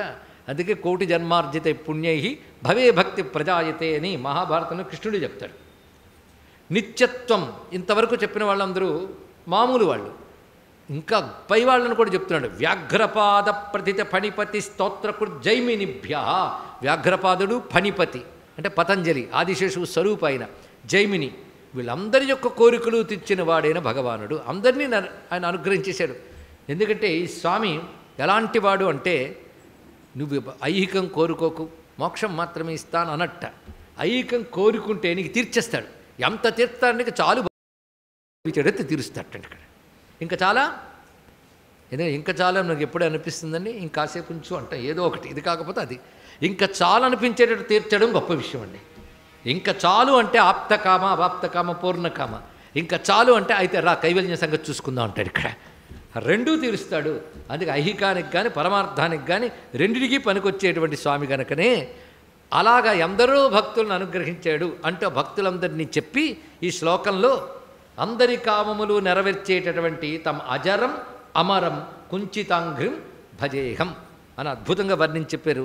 అటువంటి స్వామివారికి నమస్కారం చేసుకుంటూ తర్వాత శ్లోకాల్లోకి ప్రవేశిస్తున్నాం. నిన్న మనం చెప్పుకున్న ఆ డమరుకాన్ని నమస్కారం చేసి మిగిలిన స్వరూపాన్ని కూడా మనస్సులో పెట్టుకుందాం. వామే కృత్వా శిఖీంద్రం. ఒక్క నటరాజు రూపాన్ని బోలుడు శ్లోకాలు ఏం చెప్పారు. మనకు విన్నది విన్నట్టు అనిపించినా వర్ణించేవాడినే వర్ణిస్తున్నాడు కనుక అలా ఉంది ఇక్కడ. అందుకే వామే కృత్వా శిఖీంద్రం డమరుమపి కర్రే దక్షిణే భీతి ముద్రాం. వామహస్తమనందు అగ్నిని పట్టుకుని, దక్షిణ హస్తమనందు డమరుకాన్ని పట్టుకుని, యోన్యస్మిన్ వామపాదం సరసిజ సదృశం కుంచితం డోలహస్తాత్. వామపాదాన్ని ఎత్తి డోలహస్తంతో చూపిస్తున్నాడు. ఆ చూపించడంలో అంతరార్థం ఏంటి? ఇప్పుడు ఇంచుమించు అన్ని చేతులు వర్ణించాడండి. ఆయన చెప్పడం అంటే, నేను భుక్తే ముక్తేశ్చ దానే నిపుణం ఇదం ఇతి ప్రాణినాం దర్శయిత్వా. ఈ పాదమే భుక్తినైనా ఇస్తుంది, ముక్తినైనా ఇస్తుంది. భుక్తి ముక్తులు రెండు ఇవ్వడానికి ఇది ఒక్కటి చాలు అని చూపిస్తున్నట్ట. అలా చూపిస్తూ ఉన్నటువంటి నటరాజుకి నమస్కారం అన్నాడు. ఇక్కడ ఈ చెప్పడంలో కుంచిత పాదాన్ని కానీ ధ్యానించిన, స్మరించిన, ఆశ్రయించిన భుక్తి ముక్తు రెండు ఇస్తాడు. భుక్తి ముక్తులు అంటే ఏమిటండి? భుక్తి అంటే భోజనం అని కాదు. భుక్తి అంటే అనుభవం అని అర్థం. ఇక్కడ భోగం, భుక్తి శబ్దమే భోగం అని అర్థం. కానీ భోగమోక్షములు రెండు ఇస్తాడు ఆయన. భోగమోక్షకరీ విద్య అన్నట్లుగా భోగము ఇస్తాడు. అంటే ఇహలోక పరలోక సుఖములు ఇస్తాడు, మోక్షము ఇస్తాడు. కానీ రెండిటికి చుక్కెదురండి, రెండిటికి చుక్కెదురు. ఇహాముత్రార్థ భోగ విరాగాలు లేకపోతే మోక్షానికి కావలసిన జ్ఞానమే రాదు, ఇంక మోక్షం ఎక్కడొస్తుంది? కానీ మా స్వామి ఏమంటాడంటే అలా ఇబ్బంది పెట్టట. భోగములు ఇస్తాడు, మోక్షం ఇస్తాడు. మా ఉపమన్యుడు ఏం చేశాడు? పాల కోసం కూర్చున్నాడు ఆయన. పాల కోసం అని తపస్సు కూర్చున్నాడు. పాలు లాంటి పాలు ఒక భోగం అండి. రోజు సమయానికి పాలు, నెయ్యి, భోజనం ఇవన్నీ భోగాలు. దొరుకుతున్నాయప్పుడు తెలియదు, కానీ దొరకకపోతే తెలుస్తుంది. అవన్నీ భోగములే. ఇవి ఎందువల్ల వస్తే పూర్వపుణ్య విశేషం వల్ల భగవానుడు ఇస్తున్నాడు. ఇవన్నీ భోగములే, ఒప్పుకుంటాం. ఇందులో పాలు అనే భోగం అడవిలో ఉన్న మనకెక్కడ దొరుకుతుందనైనా, అందుకు మనకి పిండి అవే అని అంది తల్లి. మరి భోగాలు కావాలంటే ఏం చేయాలంటే శివపురాణంలో వాక్యం, శివునో విష్ణువునో ఆశ్రయిస్తే కానీ రాదు సుమా అని చెప్పింది. అలాంటి మాట ఇంట్లో మనము వింటుంటాం, భగవంతుడు ఇవ్వాలయ్యా అనే మాట. కానీ మనం సీరియస్గా తీసుకోం. మనం ఏది సీరియస్గా తీసుకుంటామని పాపం ఏవి తీసుకోం మనం. కొన్ని తీసుకుంటానండి సీరియస్గా, ఉద్రేకాలకి ఉద్వేగాలకు కావలసినవి. ఈ పిల్లాడు సీరియస్గా తీసుకున్నాడు. అక్కడే తేడా ఉందండి. ధ్రువుడు సునీత మాటను సీరియస్గా తీసుకున్నాడు, ఉపమన్యుడు వాళ్ళ అమ్మ మాటను సీరియస్గా తీసుకున్నాడు. ఇద్దరు యోగులు అయిపోయారు. ఇక్కడ గురువు బోధ చేసి కంటి ముందు చెవుల ముందు శంఖమూతున్నా మనం సీరియస్గా తీసుకోం. ఇంకా అక్కడి దాకా వెళుతుందా? కానీ పిల్లలు చూసారా, సీరియస్గా తీసేసుకున్నారు. వాళ్ళ అమ్మే గురువు. అవునా? వెంటనే అడిగాడండి, ఎంత అందమైన విషయమో. శివుణ్ణి ఆశ్రయించాలా? ఎలా ఉంటాడేంటి చెప్పు. చెప్తే నేను ఆశ్రయిస్తానంటే ఇలా ఉంటాడని చెప్పలేం, అదే శివుడని. పై ఇలా ఉంటాడు నువ్వు అనుకుంటే ఆయన అలా రాడు, మరోలా వస్తాడు తెలుసుకో. నిన్న అన్న అమాయకుడని మాయిలోడు కూడా ఆయనే. అందుకే అమ్మవారు శివుడిని ఒకలా ధ్యానిస్తుంటే ఇంకోలా వచ్చాడు. వచ్చే శివుడిని తానే తిట్టాడు. అది కూడా ఒక శ్లోకంలో రాశాడు ఈయన. అది నేను చెప్పట్లేదు కదా, ఇక్కడ చెప్పేస్తున్నా. అలాగే పాపం నాకు పాశుపతాస్త్రం ఇస్తాడు కదా అని శివుడిని పార్వతితో సహా కైలాసంలో ధ్యానిస్తూ ఉంటే అలా రాకుండా కిరాత రూపంతో వచ్చి ఆయన 4 కొట్టి 4 తిని అప్పుడు అనుగ్రహం చూపించాడు. ఎక్కడ ఉన్నవాడు ఉన్నట్టు వస్తాడు. అందుకే ఇలా వస్తాడని చెప్పలేమయ్యా బాబు, నేను కానీ నీకు చెప్పాను అనుకో దానికే కన్ఫైన్ అయిపోతావు. ఆయన ఏ రూపంలోనే రావచ్చు. ఉపాసించడానికి కొన్ని మూర్తులు ఉన్నాయి, ఆయన ఏ మూర్తి లేదు, ఆయన ఏ రూపంలోనూ రాస్తావు అని చెప్పింది తల్లి. అయితే ఒకటి, మీ నాన్న నీకు చెప్పాడే పంచాక్షరి, అది బాగా చేసుకో, అది అఘోర మంత్రం, అది విశేషం అంటూ అంతవరకు వాళ్ళ నాన్నగారు అప్పుడే హోమం చేసి వెళ్ళారు ఎక్కడికో. ఆ భస్మం తీసుకుని పిల్లవాడికి పెట్టి, ఈ భస్మమే నీకు రక్షపో అన్నది పంపించిందండి. వచ్చి తపస్సు చేసుకున్నాడు. అప్పుడు కూర్చున్నది దేనికి? పాల కోసం. కానీ తపస్సు చేస్తూ ఉంటే పాలేం గుర్తురాలే. అది గొప్ప విషయం. కోరికతో భగవద్ ఉపాసనలో దిగిన ఉపాసన చేస్తున్న కొద్దీ కోరిక కరిగిపోతుందండి. అది తెలుసుకోవాలి. అదే చిత్తంలో పక్వత రావడం అంటే, పక్వత, మెచ్యూరిటీ వచ్చేసింది ఆయనకి. అసలు ఇవేవీ పట్టలేదు. ఏం పట్టలేదంటే భూలోక ఇంద్రలోక సుఖాలు కూడా పట్టలేదు. పైగా ఆయన వరం శాంక్షన్ చేసేటప్పుడు ఇతరులు ఎందుకు ఇచ్చేసేవారు అడిగితే వాళ్ళకి కారణం చూపించాలి కదా. అందుకు దేవతలందరూ చూస్తూ ఉండగా మాయ చేశాడు. ఇంద్ర రూపంలో ఆయన ముందు కనబడ్డాడు, ఇంద్రుడి రూపంలో. చుట్టూ దేవతలు ఉన్నారు. ఎవరు బాబు నువ్వు అని అడిగిన, ఇంద్రుడు అన్నాడు. నేను నిన్ను పిలవలేదే అన్నాడు. ఏమైనా దేవుడు వచ్చావు, ఇంద్రుడు కనపడడం కూడా తేలిక, నీకు నమస్కారం చేస్తున్నాను అన్నాడు. ఏం కావాలన్నాడు, శివుడిపై నాకు భక్తి కలగాలి అన్నాడు. ఇక్కడ అంతేనా? ఎవడయ్యా శివుడు? ఇవ్వడానికి ఆయన దేవి దగ్గర ఏముంది? నా దగ్గర చూడు ఎన్ని ఉన్నాయో త్రిలోకాధిపత్యం, అందుకు నీకు కావాలంటే కోరుకో అన్నాడు. నిన్ను ఎందుకయ్యా నన్ను ఇబ్బంది పెడతాను, నేను అడిగానే పెట్టానా అన్నాడు. ఇక్కడైనా అప్పుడు ఏమన్నాడంటే ఆయన, నీకు పాల కోసం కూర్చున్నావు, పాలేమిటి, సర్వం నేను ఇవ్వగలను, నా దగ్గర కామధేనువులు ఉంటాయి అన్నాడు. అప్పుడు ఒక మాట అంటాడండి, ఎంత నిష్కామ స్థితికి వెళ్ళాడంటే, శివుడు కానివాడు నాకు అమృతం ఇచ్చినా పుచ్చుకోను, శివుడు విషమిచ్చినా తాగుతాను అన్నాడు. అది భక్తి. ఏ స్థితి కలిపాడు ఆయన? పాల కోరిక ఏది అక్కర్లేదని స్థితి కలిపాడు. అప్పుడు ఆఖరికి ఎంత చెప్పినా వెనక శివనింద చేశాడు ఆయన. ఇక్కడ శివనింద చేయగానే ఉండి నీ పని చెప్తాను చుట్టూ చూశాడు. వాళ్ళ అమ్మ చెప్పింది భస్మం చాలా గొప్ప ఆయుధం అని. ఆ భస్మం తీసి శివుడి మీద విసిరబోయాడు. అప్పుడు ఎవరైనా ఊరుకుంటారని, అందుకే శివుడు ఊరుకోకుండా చేయి పట్టుకుంటారు. ఒకసారి అక్కడ ఎప్పుడైతే అలా చేయి పట్టుకున్నాడో అప్పుడు ఐరావతం వృషభమై ఇంద్రుడు శివుడిగా కనబడ్డాడు. అక్కడ కనబడగానే ఏం కావాలన్నాడు. ఏం కావాలయ్యా, ఇంకేం కావాలన్నాడు అంతే. అప్పుడు పార్వతమ్మను చూసి ఇతరికి నేను కుమార పదవిని ఇస్తున్నాను అన్నాడు. కుమార పదవి అంటే సుబ్రహ్మణ్యునితో సమానమైన స్థానం. ఎందుకంటే శివభక్తికి సుబ్రహ్మణ్యుడు ఆచార్యుడు, స్కందుడు ఆచార్యుడు, నందికేశ్వరుడు ఆచార్యుడు, మూడవ ఆచార్యుడు సనత్కుమారులు వారు. శైవ సిద్ధాంతానికి వీళ్ళు ఆచార్యులు, తెలుసుకోండి. కుమార పదవి అంటే సుబ్రహ్మణ్యుడికి ఏ పదవి ఇచ్చానో ఆ పదవి, ఆచార్య పదవి ఇస్తున్నాను. ఇక సుబ్రహ్మణ్యుడు మన ఒళ్ళో పెట్టుకుంటాం, చూడు నేను తీసుకుంటున్నాను నువ్వు తీసుకో అన్నట్ట. ఎందుకంటే తాను శాంక్షన్ చేసినా అమ్మ సంతకం పెట్టకపోతే అవుతుంది. అప్పుడు అమ్మవారు అన్నారు నేను అలాగే తీసుకుంటున్నానంటే అప్పుడు ఉపమన్యువుని ఎత్తుకుని తలని మీరు ఒళ్ళో పెట్టుకున్నారు ఇద్దరు కూడానండి ఇక్కడ. అప్పుడు ఏం చేశాడు తెలుసా, నీకు పాలు ఇస్తానయ్యాడు. నాకు అది అక్కర్లేదన్నాడు. అక్కర్లేదంటే కూర్చున్నది దానికోసమే. విష్ణువు ఏం చేశాడు, నాకేది అక్కర్లేదన్న ధ్రువపదవిలో కూర్చోబెట్టలే. నాన్న తాత కూడా ఎక్కడి సీటు ఎక్కాలంటే ధ్రువంలో కూర్చోబెట్టాడు. తపస్సుకు ముందు అనుకున్నాడు కానీ తపస్సు చేస్తున్నప్పుడు కోరికపోయింది ధ్రువుడికి కూడా, కానీ ఇచ్చాడే లేదా, అది అనుభవించి తర్వాత ముక్తినిస్తానన్నాడు. అంటే నీకు వాసనాప్రాయంగా నీకు ఆ కోరికున్నది, అది కూడా తీర్చేస్తాను నీకు. కనుక నీకు పాల కోరిక తీర్చేస్తాను. ఎంత తీరుస్తానంటే క్షీరసాగరం నీ దగ్గర ఉంటుంది, సంపదలన్నీ నీ దగ్గర ఉంటాయి. ఎవడైనా కోరుకుంటాడు ముసలితనం రాకూడదని, నువ్వు కల్పాంతం వరకు నిండు యవ్వనంతో ఉంటావు. ఇంకేం కాదు, ఇలా శాంక్షన్ చేస్తే మోక్షం ఎవరికి కావాలి. కల్పాంతం వరకు ఇలాగ ఉంటావు, కానీ జీవన్ముక్తుడిగా ఉంటావు. జీవించి ఉన్నావు నువ్వు, ముక్త స్థితే. జ్ఞానమంతా నీ దగ్గర ఉంటుంది. నీ ద్వారా ఎందరో నేర్చుకుంటారు యోగులు, అందరూ ఎప్పుడు నీ ఆశ్రమంలోనే ఉంటారు. నీ ఆశ్రమం కల్పాంతకాలం వరకు ఉంటుంది సుమా, అది సామాన్యులకు గోచరించదు అని చెప్పి ఇన్నిచ్చాడండి. అందుకే భుక్తే ముక్తేశ్చ దానే నిపుణం ఇదం, నా పాదాన్ని ఆశ్రయిస్తే భుక్తిని ముక్తిని కూడా ఇస్తానని డోలాహస్తముతో చూపిస్తున్నటువంటి అచిత్సభ నటరాజుకు నమస్కారము. ఇప్పుడు ఎంత అందంగా చెప్పాడు కథని. భక్తే ముక్తేశ్చ భుక్తే ముక్తేశ్చ దానే నిపుణమిదమితి ప్రాణినాం దర్శయిత్వా నృత్యంతం చిత్సభాయాం శృతిశిఖరనుతం కుంచితాంఘ్రిం భజేహం. శృతిశిఖరములు అంటే ఉపనిషత్తులు, ఉపనిషత్తులలో నుతింపబడ్డవాడు ఆయన. అంటే వేదాంత ప్రతిపాద్యమైన పరతత్వము, ముక్తిని మాత్రమే కాకుండా భుక్తిని ముక్తిని రెండింటినీ ఇచ్చేటువంటి దైవము. అయితే ఇదేదో కాదండి, భోగమోక్షకరీ విద్య అంటే శ్రీ విద్య, దానికి ఆ పేరు ఇచ్చారు.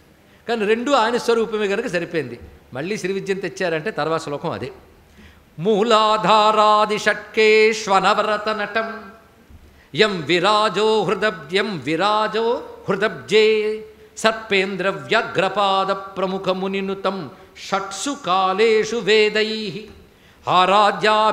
ఆరాధ్యాభీష్టసిద్ధిం ద్విజకులతిలకా ప్రాప్నువంతి ప్రభుంతం చిచ్చక్త్యాయుక్తం ఆజ్యం కనకగిరికరం కుంచితాంఘ్రిం భజేహం.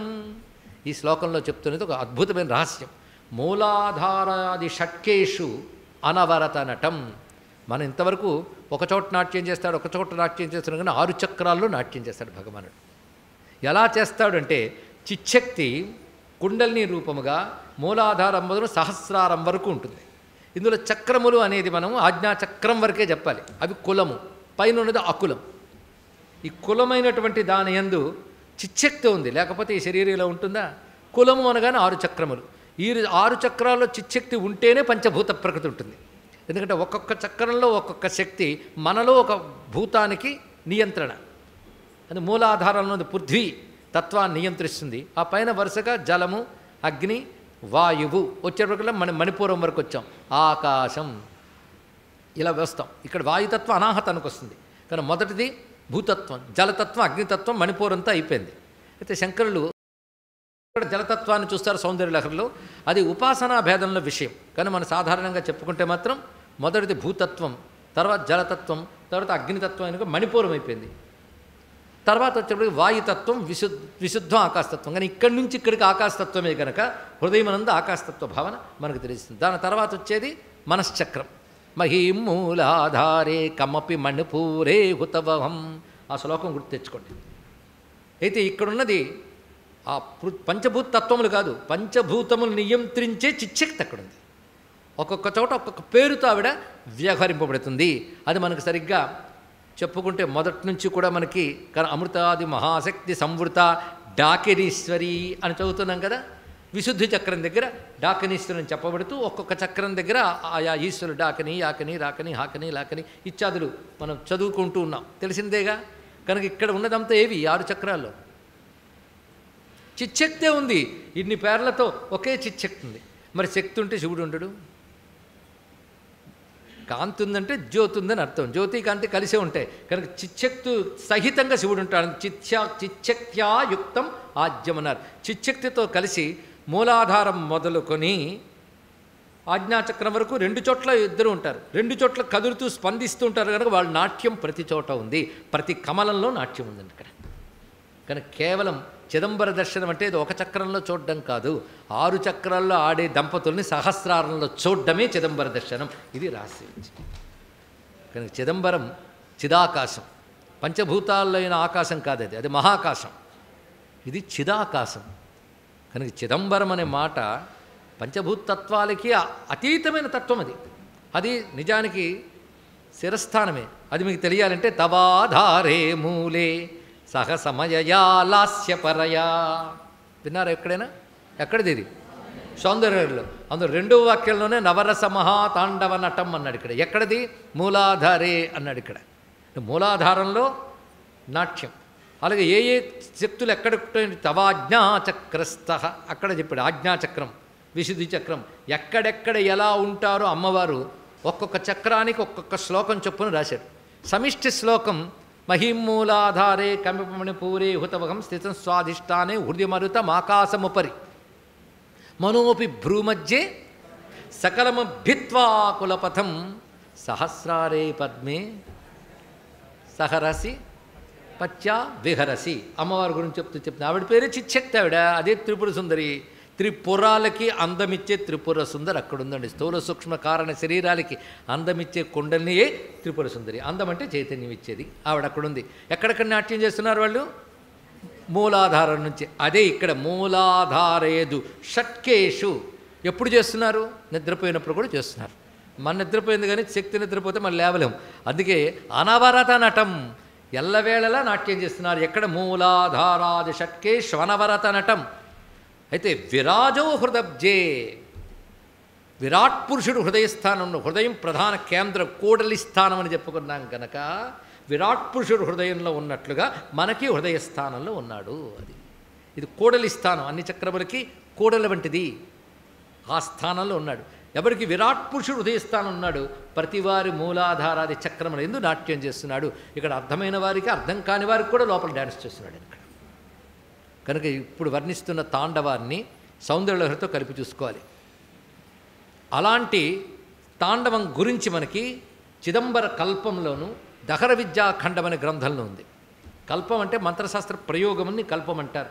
అంటే ఎలాగ వాటిని వినియోగించాలి అనే తంత్రాన్ని డిస్క్రైబ్ చేసేది కల్పం. వేదానికి కల్పం అనే శాస్త్రం ఉంది. అంటే వేద మంత్రాన్ని ఎలా ప్రయోగించాలి, ఏమి ఎలా పొందాలి, దాని విధానం ఏమిటో చెప్తుంది కల్పం. అలాగే మంత్రశాస్త్రాలకి కల్పం ఉంది. ఇక్కడ వైదిక కల్పం. ఇక్కడ చిదంబరేశ్వరుడు జరిగేది కేవల తంత్రం కాదు, వేద సమ్మతంగా జరుగుతుంది. ఆదిశంకర భగవత్పాదుల సిద్ధాంతం దక్షిణాచార సంప్రదాయం పూర్తి వైదిక భావంతో ఇక్కడ నడుస్తుంది. అందుకే వేద సంస్కారం లేని వాళ్ళు ఈ కల్పం చేయరు. కనుక అటువంటి సంస్కారం ఉన్న వాళ్ళే ఇది చేస్తుంటారు. ఆ కల్పం పేరు చిదంబర కల్పం. దహర విద్యాఖండం అనే గ్రంథం ఉందండి. ఎన్ని రహస్యాలు! దహర విద్యాఖండం. దహర విద్య అంటే శ్రీ విద్య. ఆ దహర విద్యాఖండం అని శ్రీ విద్యాశాస్త్రం. ఇవన్నిట్లో నేర్పనులైతే కానీ చిదంబర నటరాజు పూజలు పూర్ణలు కాలేరు ఇక్కడ. అక్కడ నేర్పరులు ఎవరైతే ఉంటారో వాళ్ళు ఈ చక్రాల్లో ఎలా ధ్యానించాలో వాళ్ళకి తెలుసండి. ఇదొక విధానం.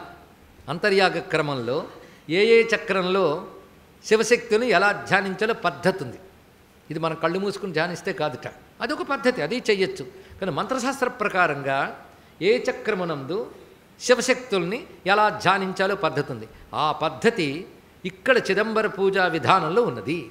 అందుకే ఇక్కడ చెప్తూ మూలాధారాది షట్కేషు అనవరత నటం ఎం విరాజో హృదబ్జే. 6 చక్రాల్లో నాట్యం చేస్తూ హృదజ్జమునందు ఎవడు అంటే విరాట్ పురుషుడు హృదయంలో ఎవడున్నాడో వాడినే షట్సు కాలేషు 6 కాలముల యందు పూజిస్తున్నారు. ఎవరు? సర్పేంద్ర వ్యాఘ్రపాద ప్రముఖ. సర్పేంద్రుడు అంటే పతంజలి, వ్యాఘ్రపాదుడు మొదలైన వారు ఈ విద్యను ఉపాసించారు. అక్కడి నుంచి మొదలై క్రమక్రమంగా దీక్షితుల నుంచి అలాగే వచ్చింది. కానీ శ్రీ విద్యా ఉపాసన పద్ధతి అది అంతర్యాగ పద్ధతి. అంతర్యాగం బహిర్యాగం. అందుకే ముందు అంతరంలో చేసి తర్వాత ప్రాక్ అంతరే, తర్వాత అనంతరం బహిహి. ఇందాక పూర్వంలో ఒక శ్లోకం చెప్పుకున్నాం కనుక ఇక్కడ ఆ విధంగా 6 చక్రాల్లోనూ విరాట్ పురుషుడు హృదయంలోనూ వ్యాఘ్రపాద పతంజల్యాది మహర్షులు షట్సు కాలేషు 6 కాలాల్లోనూ వేదై ఆరాధ్య వేద పద్ధతిలో ఆరాధించి అభీష్టసిద్ధిని పొందుతున్నారు. వారిని అనుసరిస్తూ ద్విజకుల తిలకాహ అంటే దీక్షితులు ఈ విధంగా స్వామిని సేవించి ప్రాప్నువంతి శుభాలను పొందుతున్నారు. అలా వారు శాస్త్ర పద్ధతులతో 6 చక్రములంది ఎవరిని ధ్యానిస్తున్నారో అలా 6 చక్రాల్లో చిచ్చక్తితో నటిస్తున్న కుంచితాంగ్రిని భజిస్తున్నాను. కానీ కుంచితాంగ్రి ఎక్కడున్నాడు? ఇప్పుడు తెలిసిపోయింది. 6 చక్రాల్లో ఉంటూ అతీతముగా సహస్రారమునందు కూడా ఉన్నటువంటి వాడు ఆయన. కనుక చిదంబరం అంటే సంపూర్ణ షట్చక్రములందు స్వామిని ధ్యానించి అతీతముగా కూడా ధ్యానించడం, ఆ విద్య ఇక్కడ ఉన్నది అని స్పష్టమైపోయింది కదా. అని ఈ శ్లోకం విశేషం కనుక మరొక్కసారి చదువుకుందాం. మూలాధారాది షట్కేష్వనవరతనటం యం విరాజో హృదబ్జే సర్పేంద్ర వ్యాఘ్రపాద ప్రముఖ మునినుతం షట్సు కాలేషు వేదై ఆరాధ్యాభీష్టసిద్ధిం ద్విజకుల తిలకా ప్రాప్నువంతి ప్రభుం తం చిచ్చక్త్యాయుక్తం ఆద్యం కనకగిరికరం కుంచితాంఘ్రిం భజేహం. బంగారు కొండని చేతిలో పట్టుకున్నవాడు అంటే మేరు పర్వతాన్ని విల్లుగా చేసుకున్న త్రిపురాసుర సంహారకుడు. త్రిపుర సుందరి వర్ణన చేసినప్పుడు ఈ భావమే వస్తుంది ఇక్కడ. అలా వర్ణించి తర్వాత శ్లోకం చెప్తున్నారు. అంటే ఈ స్వామి కోరికలన్నీ తీర్చే తంత్రస్వరూపుడు కాదయ్యా, వేదాంత స్వరూపుడు ఈయన అని తర్వాత శ్లోకంలో వేదాంతోక్త ఆత్మరూపం విదితహరితనుజం విశ్వనాథం సదస్తం. విశ్వనాథం ఈ మాట చెప్పాడు. ఈయనే విశ్వనాథుడు. ఎవడు కాశీ విశ్వనాథుడు? ఆయనే చిదంబర నటరాజు. ఇది మరిచిపోవద్దు అన్నాడు ఇక్కడ. కనుక విశ్వనాథం సదస్థం స్వధ్యానాన్నాశయంతం సకల భువనగం మోహమప్యంధకారం చంద్రోత్తంసం స్మితాస్యం సితభసితల సత్ఫాలదేశం త్రినేత్రం విశ్వైర్దైవైర్నతాంఘ్రిం వివిధతనుగతం కుంచితాంఘ్రిం భజేహం. వేదాంతోక్త ఆత్మరూపం. వేదాంతముల ఆత్మ అని ఎవరిని వర్ణించేయో అతడే నటరాజు. ఇందాక చెప్పినట్టు ఉపాధులకు అతీతమై ఉపాధుల్ని నడుపుతూ ఉపాధులకు అంటకుండా ఉండేది ఆత్మ. నేను మూడు మాటలు చెప్పాను. ముందు ఉపాధుల్లో ఉన్నది, ఉపాధులకు అంటకుండా ఉన్నది, ఉపాధులకు అతీతమైనది. ముందు ఉపాధుల్లో ఉన్నదని నాలెడ్జ్ తెచ్చుకోండి. ఉపాధుల్లో ఉన్న ఉపాధులకు అంటలేదని నాలెడ్జ్ రెండవది. తర్వాత ఉపాధులకు అతీతమన్న నాలెడ్జ్ చివరిది. అది రావలసింది. అదే ఆత్మ అని చెప్పారు. అలాంటి ఆత్మరూపుడు ఇక్కడ వేదాంతం ఆత్మనే చెప్తుంది. ఆత్మావా ఇదమగ్ర ఆసీత్, ఆత్మావా అరే ద్రష్టవ్య శ్రోతవ్య మంతవ్య నిధిధ్యాసితవ్య. కానీ ఆత్మవైపే చూపు తిప్పేది ఉపనిషత్తు. ఆత్మవైపు చూపు తిప్పేది ఉపనిషత్తు.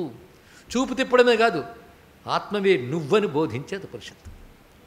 ఆ ఆత్మ ఎవడు? ఉపనిషత్తులో ప్రతిబింబడే ఆత్మ ఇదిగో మా నటరాజస్వామి. కనుక అక్కడెవడో వాడే ఇక్కడున్నాడు. సర్వోపనిషదుద్ఘుష్ట సర్వవేదాంత సంవేద్య. అందుకే వేదాంతోక్తాత్మరూపం. మరి బ్రహ్మ విష్ణువులు అవన్నీ ఈయన నుంచే వచ్చాయి. అందుకే శివుడి గురించి చెప్తూ ఒక మాట చెప్తారు. అని కుడి బ్రహ్మ, ఎడమ విష్ణువు, హృదయం రుద్రుడు.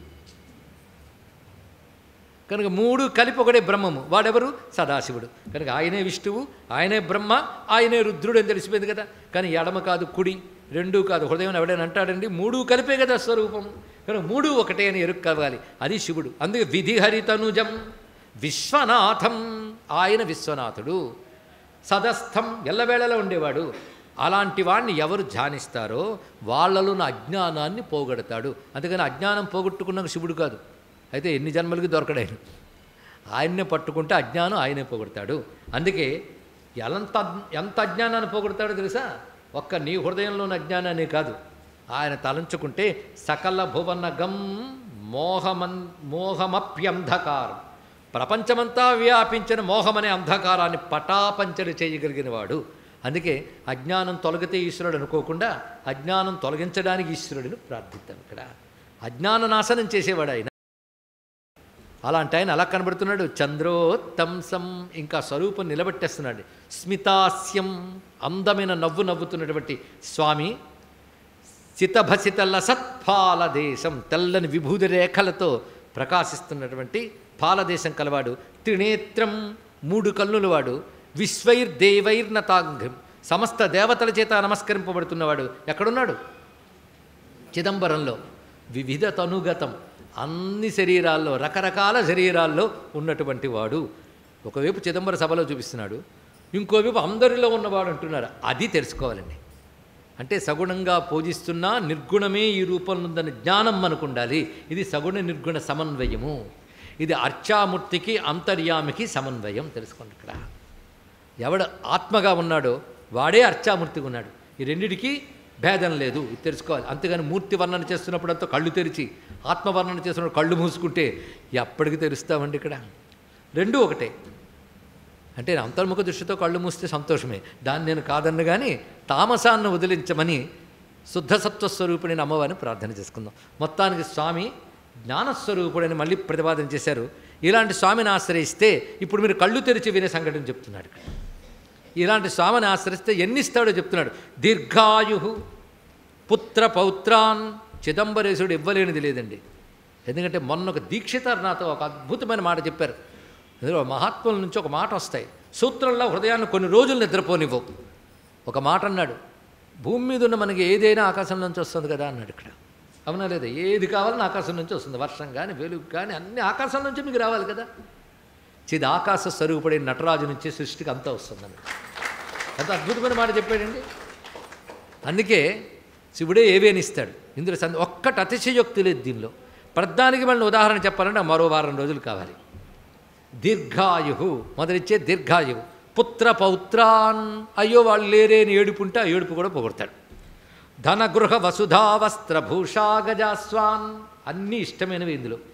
ధన గృహ వసుధ. ఇప్పుడు కళ్ళు మూస్తే ఒట్టు, అవునా లేదా?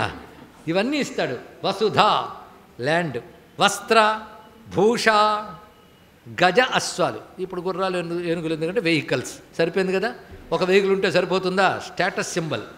ఇప్పుడు ఏది పై స్టైల్ ఉందో అది మనకు ఉండాలి అంతే. అవి ఇస్తాడు. ఆయనకి ఏం పోయింది? గజాస్వాన్.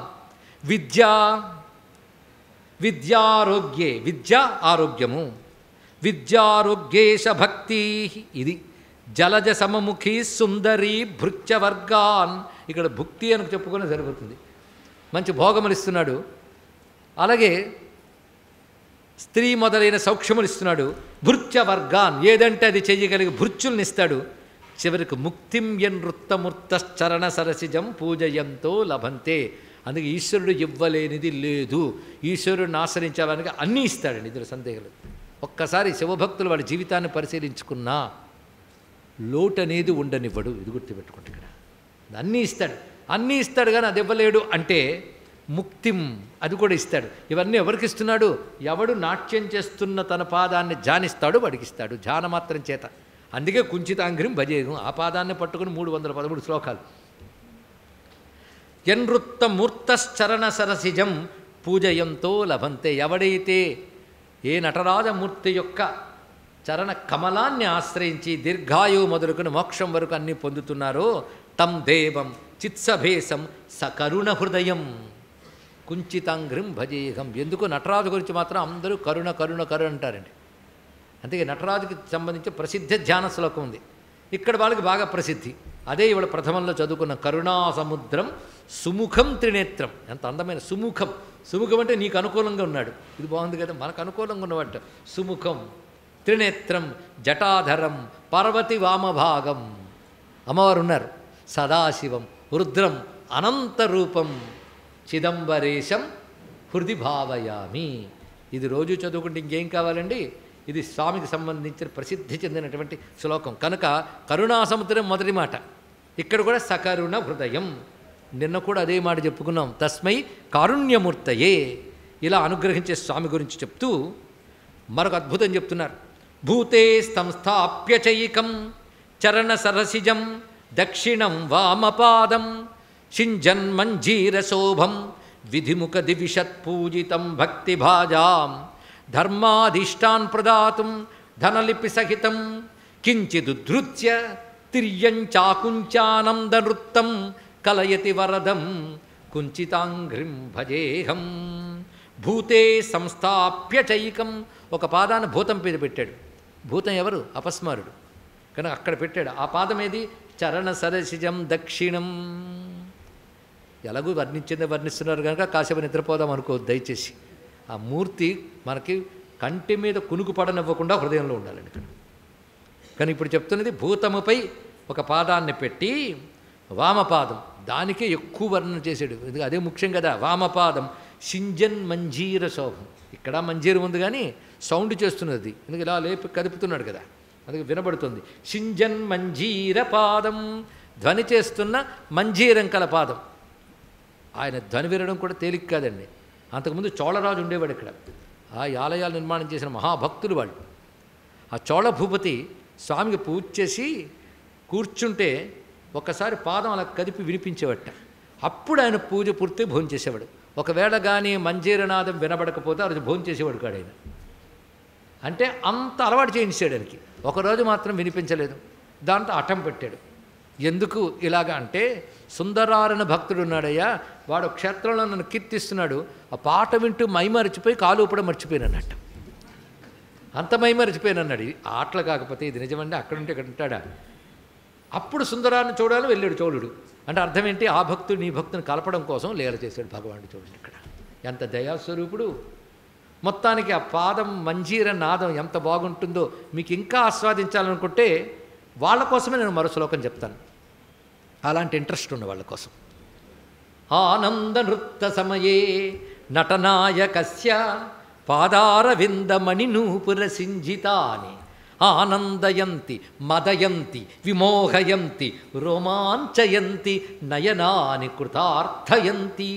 ఒక అత్యద్భుతమైన శ్లోకం సంప్రదాయ సిద్ధంగా చిదంబర సంప్రదాయంలో ఉంది. దీని అర్థం ఏంటంటే, ఆనందనాట్యం చేస్తున్న నటనాయకుడి యొక్క పాదారవిందములకున్న మణిమయమైన నూపురముల నాదం వింటే ఆనందయంతి, ముందు ఆనందానుభూతి కలుగుతుంది. రెండవది మదయంతి, పారవస్యం కలుగుతుంది. విమోహయంతి, ఇంకా ప్రపంచం పట్టదు. అంతకంటే కావాల్సిందేముందండి. రోమాంచయంతి, ఒళ్ళు పులకిస్తుంది. నయనాని కృతార్థయంతి, ఆ మోగుతున్న పాదం చూస్తావుగా అప్పుడు కళ్ళు సార్థకమైపోయాయి. కానీ 7 రోజులు చిదంబర పాదం చూసిన అందరి జన్మలు సార్థకమైపోయాయండి ఇక్కడ. అలాంటి మంజీరమడితో శోభిల్లుతున్నాడు కనుకనే సింజన్ మంజీర శోభం విధిముఖ దివిషత్ పూజితం. బ్రహ్మాది దేవత పూజింపబడుతూ భక్తి భాజాం, భక్తి కలిగిన వారికి ధర్మాదిష్టాన్ ప్రదాతం, ధర్మములు మొదలుకొని సర్వ ఇష్టములు ఇచ్చేటువంటి ధనలిపి సహితం, ధనలిపితో ఉన్నటువంటి పాదములు. ఆ ఎడమ పాదం కించిదుద్ధృత్య, ఆ మొదలుపెట్టిన వామాన్ని ఇంత శ్లోకపాదమంతా పొడిగించారండి. అది కుడిపాదానికి ఒకటే మాట, భూత సంస్థాప్య చైకం సరసరిజం దక్షిణం. ఎడం పాదానికి మాత్రం ఎంత పాదం ఎంత సాగిందో ఈ శ్లోక పాదం కూడా అంత సాగింది. అది కవిత్వం అంటే తెలుసుకోవాలంటే అంత సాగింది చూడండి శ్లోకపాదం. వామపాదం సింజన్మంజీర శోభం విధిముఖ దివిషత్ పూజితం భక్తిభాజాం ధర్మాదిష్టాన్ ప్రదాతుం ధనలిపి సహితం కించిదుర్జత్య తిర్యక్చాకుంచానంద నృత్తం. ఇంతవరకు ఎడం పాదం వర్ణనే. తిర్యక్ అంటే అడ్డముగా చేసి అన్నాడు. అంటే ఎడం పాదాన్ని ముందు చేసినప్పుడు అడ్డమైంది కదా, అడ్డంగా చేస్తే అంత సాగించవచ్చు, కానీ మనం కొంచెం వంచాడు, అది అందం ఇక్కడ. అడ్డంగా చేసి తిర్యక్ ఆకుంచ్య, కొంత లోపలికి వంచాడు, అది కుంచితం. అలా చేసి వంచాడండి, అది అందం. ఊరికనే చాచేస్తే ముందు వంచాడు. ఆ వంచినటువంటి పాదంకి అది ధర్మాది ఇష్టములు ఇస్తుంది, అది ధనలిపి సహితం. ఇక్కడ అద్భుతమైన వాడు చెప్పాడు. ఇవాళ మనకి నాకు దీక్షితారు చెప్తే తెలిసింది, మొన్న ఆర్ద్రోత్సవాలు జరిగాయి కనుక పుష్యమాసంలో ఇప్పుడు మనకు కుంచిత పాదం సులభంగా కనబడుతుంది. దూరం నుంచి సభలో చూసినా కనబడుతుందండి. ఎప్పుడైనా పువ్వులు చుట్టినా ఆ మాత్రం ఉంటుంది. కానీ సాధారణంగా సర్వాలంకారములతో శోభిల్లుతాడు. స్వామికి లేని అలంకారాలు లేవు, అన్ని అలంకారాలు ఉన్నాయి, తక్కువేం కాదు. అన్ని అలంకారాలతో ఉన్నప్పుడు పాదం కూడా మనకు కనబడదు సాధారణంగా, ఇప్పుడు కనబడుతుంది. అయితే స్వామికి అలంకారాలు చేసినప్పుడు ఒక్కొక్కసారి ఏం చేస్తారంటే, మనకి పొట్టివేళ్లతో కూడినటువంటి మంజీరం కుంచిత పాదం ఇస్తుంటారు. ఆ మంజీరం చుడతారు. అక్కడ రత్నాలు పొదిగిన స్వర్ణాక్షరములతో తమిళ లిపిలో ధా నా అనే అక్షరాలు ఉంటాయండి. ఆ రెండు అక్కడ ఉంటాయి. అది మరొక సందర్భంలో చూడవచ్చు, వాటి సమయాలు కూడా ఉంటాయి. వివిధ సమయాల్లో చూడాలండి. ఒక్కొక్క రోజు ఒక్కొక్క శోభ, ఒక్కొక్క మాసం ఒక్కొక్క శోభ. నిత్యనూతనుడు మా నటరాజు. ఆ పాదాలకి ధ న అని 2 అక్షరాలు ఉంటాయి. అవి తమిళ అక్షరాల్లో రాసి పెడతారు. ఆ ధన అని లిపితో ఉంటుంది కనుక ధన లిపి సహితం అన్నాడు ఇక్కడ. ధన అని లిపితో ఉన్న పాదముకు నమస్కారం. ఎందుకు ధన లిపి ఉందో 2 విధాలుగా తెలుసుకుందాం. మొదటి విధానం ఏంటంటే, ధనం అంటే అర్థం ఏంటండి? అందరికీ తీపిగా వినపడే శబ్దం. ధనం వస్తుందంటే ఎవడైనా కింద పడిపోతాడు. అందుకే వేల కొలది తెలిసిన వాళ్ళు కూడా ధనాది విషయాల్లో పశువుల కంటే తేడా లేదన్నారు శంకర భగవత్పాలు వారు. ఏమిటయ్యా ఇంత జ్ఞానం వాళ్ళకి తెలుసు కదా, పైగా లెక్చర్స్ ఇస్తారు కదా, ఎందుకు అలా మాట్లాడుతున్నారంటే అఘటన ఘటన పటియ్యసి మాయా అన్నాడు ఇక్కడ. మాయాశక్తి అలాంటిదయ్యా. వేదాంతం చెప్పి మాయ అంటే ఏమిటో, మాయకు అతీతమేంటో చెప్పచ్చు, కానీ వీడు మాత్రం అందులో ఉంటాడు. అందుకే అన్నమే తేనేమిరా సున్నమే తేనేమిరా ఈ పాడు పట్టుకు అన్నమే పోద్దామరా అన్నట్టు ఒకడు. ఇలా ఉంటాయండి వేదాంతాలు. వినడానికి బాగా అర్థమైపోతే అదొక గర్వం, అదొక ప్రమాదం. అర్థం కాకపోతే అయ్యో అర్థం కాలేదే అంటారు, కానీ అర్థం చేసుకుని ప్రయత్నం ఎలాగూ లేదు. అంత తేలికండి ఈ విషయములు. మొత్తానికి అసలు విషయానికి వస్తే అందరూ ఒకటే అన్నాడు. ఏది శాస్త్రవేత్తన పండితులు కూడా పశ్వాదిపుర విశేషా అన్నాడు మహానుభావుడు. చూడండి ఇక్కడ. కనుక అవిద్య విషయంలో పండితులు కూడా అవిద్యావేత్తలే. ఎవడో ఒక్క జీవన్ముక్తులు ఉంటాడే. ఇక్కడ అద్వైత పండితులు దొరుకుతారు, కానీ అద్వైత దొరకడు మనకి ఇక్కడ. అద్వైత రేర్. వాసుదేవ సర్వమితి సమహాత్మా సుదుర్లభ అంత విషయం. కనుక ధనం అంటే ఎవడికి ఇష్టం ఉండదండి. అది పెట్టుకున్నట్టు ఇక్కడ ధనము. కనుక పాదాలను ఆశ్రయిస్తే ధనం వచ్చేస్తుంది. ధనం అంటే ధనం ఎవడి కోసం నువ్వు వేడిస్తే వాడికి రాదు, వాడి కర్మలు ఉంటే వాడికి, లేకపోతే వాడి చేత ఏడిపించు. నువ్వెందుకు ఆడవడం? వాడి ప్రారంధం నువ్వు నెత్తినేసుకుంటావా? కనుక ధనం ఇచ్చేది ఆ పాదము. కనుక పాదాన్ని ఆశ్రయించే వారికి ధనం లభిస్తుంది. ధనం అంటే డబ్బు మాత్రమే కాదు. ఇప్పుడు ధన శబ్దాలకు అర్థం తెలుసుకుందాం. ధనమగ్ని, ధనం వాయు, ధనం సూర్యో, ధనం వసువు. మీరు విన్నవే నేను చెప్తున్నానమ్మా, లేని చెప్తున్నానేమో అని కోపంగా చూడకండి నా వైపు. విన్నదే కదా. అగ్ని ధనం కాదా? అక్కర్లేదని ఒక్కటి చెప్పమనండి. వాయువు, జలము ఇవన్నీ ధనములే. ధనము అంటే ధన్యతనిచ్చేది ధనము. ఇది డెఫినిషన్. ధన్యతనిచ్చేది ధనం. ధన్యత అంటే మళ్ళీ కష్టం. ధనానికి అర్థం తెలిసిపోయింది అన్నాం, కానీ ధన్యతకు అర్థం ఏమిటి? ధన్యతనిచ్చేది ధనం. ధన్యత అంటే ఎప్పుడు ఏది అవసరమో అది రావడం ధన్యత. ఇది మీరు ఒప్పుకుంటారు లేదా? నేను 1 గంట వరకు ఉపన్యాసం వింటే చెప్తూ ఉంటే అప్పుడు కోపం వస్తుందా లేదు? ఎందుకు? కావాల్సింది ఆహారం. అందుకని అప్పుడు నేను డబ్బు ఇస్తాను ఒప్పుకుంటారా? అప్పుడు కావాల్సిందేది ఆహారం. ఎడారిలో ఒకటి కారు ఆగిపోయిందండి, ఆహారం లేదు, నీరు లేదు, కానీ సూట్ కేసులో బంగారు కడ్డీలు ఉన్నాయి. అప్పుడు ఆహారం కావాలా, దాహం వేస్తుంది అంటే అక్కడ గడ్డి ఉంది కూడా నవలచ్చగా లోపల. అప్పుడు ఏది ధనం చెప్పండి? దాహం వేస్తే నీరు ధనం, ఆకలి వేస్తే అన్నం ధనం. ఎప్పుడు ఏది అవసరమో అప్పుడు అది వస్తే ధనం. అందుకే మహాత్ములు శివుణ్ణి ఆశ్రయించే కనుక పోగు చేసుకోవాలనుకోరు. ఎప్పుడు ఏది కావాలో ఆయన ఇస్తాడని ధైర్యంతో ఉంటారండి. కనుక ఎప్పుడు ఏది కావాలో దొరకడమే ధన్యం.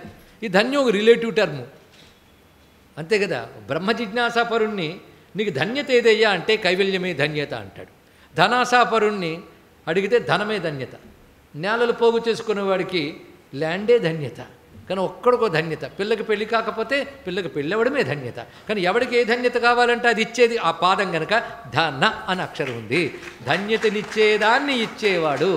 దేనితో ధన్యత పొందుతో దాన్ని ఇస్తాడు. ఎందుకంటే వైరాగ్యాలకే ఉందండి, ఏవైనా చెప్పచ్చు. చెప్పినవాడు మాత్రమే అవుతుంది.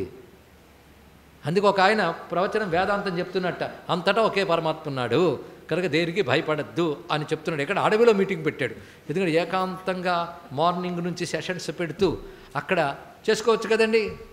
రిట్రీట్ అంటూ ఉంటారు ఇలాంటి వాటిని. అక్కడికి వెళ్తే ఏకాంతంగా ఉండొచ్చని ఆశ. అని బాగుంటలేదు, అక్కడ మాత్రం ఉంటుందా? సరే, మొత్తానికి స్పెషల్ క్లాసెస్ ఆన్ వేదాంత చెప్తున్నాడు ఆయన. చెప్తున్నప్పుడు సునిచైవ స్వపాకేచ పండిత సమదర్శన గజములు అన్నిటి ఎందుకు పరమాత్మ అంటుంటే ఏనుగులు గుంపు ఒకటి వచ్చింది. అందరూ లేచి పరిగెత్తారు. గురువుగారు కూడా పరిగెత్తారు. కొంత దూరం పరిగెత్తాక అడిగెత్తాం. మేము పరిగెత్తామని అర్థం ఉంది, కానీ అంతా పరమాత్మ అనుకుంటే మీరు పరిగెత్తారు కదయ్యా, మరి అంతా మిథ్య అన్నారు కదంటే పలాయనం కూడా మిథ్యేనైనా అన్నట్టుగా. కానీ గజం మిథ్య, పలాయనం మిథ్య అని సామెత మనకి వచ్చింది. ఇక్కడ వేదాంతానికి ఏముందండి, అందరూ కబుర్లు చెప్తారు. కానీ సమయానికి అనుకున్న దొరకకపోతే అప్పుడు అందరికీ బయటపడిపోతారు. అందరూ సుఖయోగింద్రులా. అందుకే వాటిని గౌరవిద్దాం, ఎప్పుడో ఒకటి పొందుదాం. కానీ వ్యవహారానికి వచ్చేప్పటికి ఉంటాయి. అందుకే ఇది గుర్తుపెట్టుకుని వ్యవహారంలో అధర్మం లేకుండా జాగ్రత్త పడండి. అది ఒక్కటే. అందుకని కోరికలు లేకుండా ఉండండి అని చెప్పకండి. ఎందుకంటే ఇందు మహానుభావుడు కోరికలు తీరుస్తానని పాదం ఎత్తి పట్టుకుంటే నా కోరికలు వద్దు అని చెయ్యి కట్టుకోవడం ఎందుకు? నువ్వు తీర్చడానికి సిద్ధంగా ఉంది పాదం, ఇది పట్టుకోండి అని చెప్పడానికి చెయ్యి సిద్ధంగా ఉంది, అడగడానికి నీకేం మొహమాటం? కానీ కోరికలు అంటూ ఉంటే భగవంతుని అడగడానికి మొహమాట పడకండి, పేక నొక్కకండి. లేకపోతే సంతోషమే, ఉంటే అడగండి. ఆఖరికి ప్రహ్లాదుని కూడా అడగమన్నాడు నరసింహస్వామి. నాకేం లేదయ్యా అన్నాడు. అలా కాదు, ఆలోచించుకు ఏదో ఒకటి అడుగన్నాడు. అంత ఇబ్బంది పెడుతున్నాడు కదా అని అడిగేశాడు ఈయన. ఏమని? ఏ కోరికలు స్థితి అయ్యా అన్నాడు ప్రహ్లాదుడు కనుక. ఆఖరికి ఆ పిల్లాడు ఉపమన్యువు శివుడిస్తే విషమైనా పుచ్చుకుంటానన్నాడు. అంటే వాడు కోరిక లేదు. ఈ విషయం పైన దేవతలకు చెప్పడం కోసం. ఎందుకంటే రేపు పొద్దున్న నిన్ను శాంక్షన్ చేస్తే మాకు కూడా ఇవ్వనవన్నీ ఆయనకి ఎందుకు ఇచ్చో అంటారు. ఆయన ఏంటో నీకు తెలియడం కోసం వాళ్ళందరినీ ఎదురుగా పెట్టి ఉపన్యువుని అలా అనుగ్రహించాడు. కానీ అందరికీ అలా కాదండి. ఉపన్యువుకి అన్ని ఇచ్చాడా లేడా? అంటే శివుడిని ఆశ్రయిస్తే కానీ ముక్తి మాత్రం ఇస్తాడంటే అయ్యో అనిపిస్తుంది మనకి. అన్నీ ఇస్తాడండి, ఏది కావాలంటే అది ఇస్తాడు. నువ్వు ఆశ్రయించాలే కానీ. దేన్ని? ధనలిపి సహితం కుంచితం వామపాదం. ఇంతవరకు ధనం అంటే అర్థమైంది కదా. అయితే శివుడు నిన్న మనం చెప్పినట్టు మంత్రశరీరుడు, నామా శివాయ ఆయనలోనూ ఉన్నాయి, అక్షరములు ఆయన యందే ఉన్నాయి అన్నాడు ఇక్కడ. ఇది చెప్తూ మనకి శబ్దబ్రహ్మ స్వరూపాన్ని మన శివపురాణం వర్ణిస్తుంది.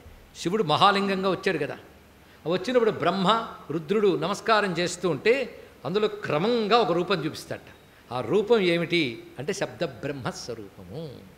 ఆ శబ్దబ్రహ్మ స్వరూపము ఓంకారం లింగం లాంటిదైతే అందులోంచి వచ్చినటువంటి 50 వర్ణములు శబ్దబ్రహ్మ స్వరూపం. అంటే ఒక మొగ్గ లాంటిది ఓంకారం అయితే పుష్పం లాంటిది స్వామి స్వరూపం. మొగ్గే విచ్చుకుంటే పుష్పం అవుతుంది, అందులో రేకులు కనబడతాయి. అది శివుడు సాకార రూపంగా గోచరించాడు. అందులో శిరస్సు నుంచి కంఠం వరకు సరిగ్గా 16 అక్షరాలు ఉన్నాయి ఆయనకి. అం ఆం ఇం ఈం ఒక్కొక్క కన్ను చెవి ఇవన్నీ కలిపితే ఆ నుంచి అహ వరకు, కా నుంచి కకగగన్య ఈ చేతులు మొత్తం 5 చేతులు కకగగన్య. మనకు ఉన్న చేతిగా ఇది పెట్టుకుంటాం. ఆ ఎడమ చేతికి మన చచజరిన్య. తొడ నుంచి పాదాల వరకు, ఇక్కడి నుంచి పాదాల వరకు తతదన పపమ ఇత్యాదులు వస్తాయి. తర్వాత వక్షస్థలం ఇవి వస్తాయి. ఆ పాదం దగ్గర, ఎడం పాదం దగ్గరకు వచ్చేటప్పటికీ తొడ మొదల్లో తా పెడతారు. తర్వాత మోకాలు దగ్గర పెట్టేది థా, తర్వాత దా పెడతారు చీలమండలి దగ్గర. ధా అనే అక్షరము పాదం మధ్యలో పెడతారు, నా అనేది పాదం చివరి పెడతారండి. కానీ చివరికి వచ్చినవేంటి? ధ నా. శివుడు అక్షరస్వరూపుడని చెప్పడం కోసం ఆ పాదములే పట్టుకోవాలి కనుక ధా నా అనే అక్షరములు అక్కడ ఉంటాయి. ఇప్పుడు తెలిసింది కదా. కనుక ధనలిపి సహితం లిపిలో పెడతారు, ఎందుకంటే అక్షరస్వరూపుడని చెప్పడం కోసం. ఇప్పుడు నటరాజ స్వరూపం మొత్తం 50 విగ్రహుడు, 50 అక్షరాల స్వరూపం, మాతృకావర్ణ రూపుడైన. అందుకే అక్షరాలు దిద్దుకునేటప్పుడు ఓ నామః శివాయ అని మొత్తం తెలుగు వాళ్ళు అక్షరాభ్యాసం చేసుకుంటారండి. ఓ నామః శివాయ.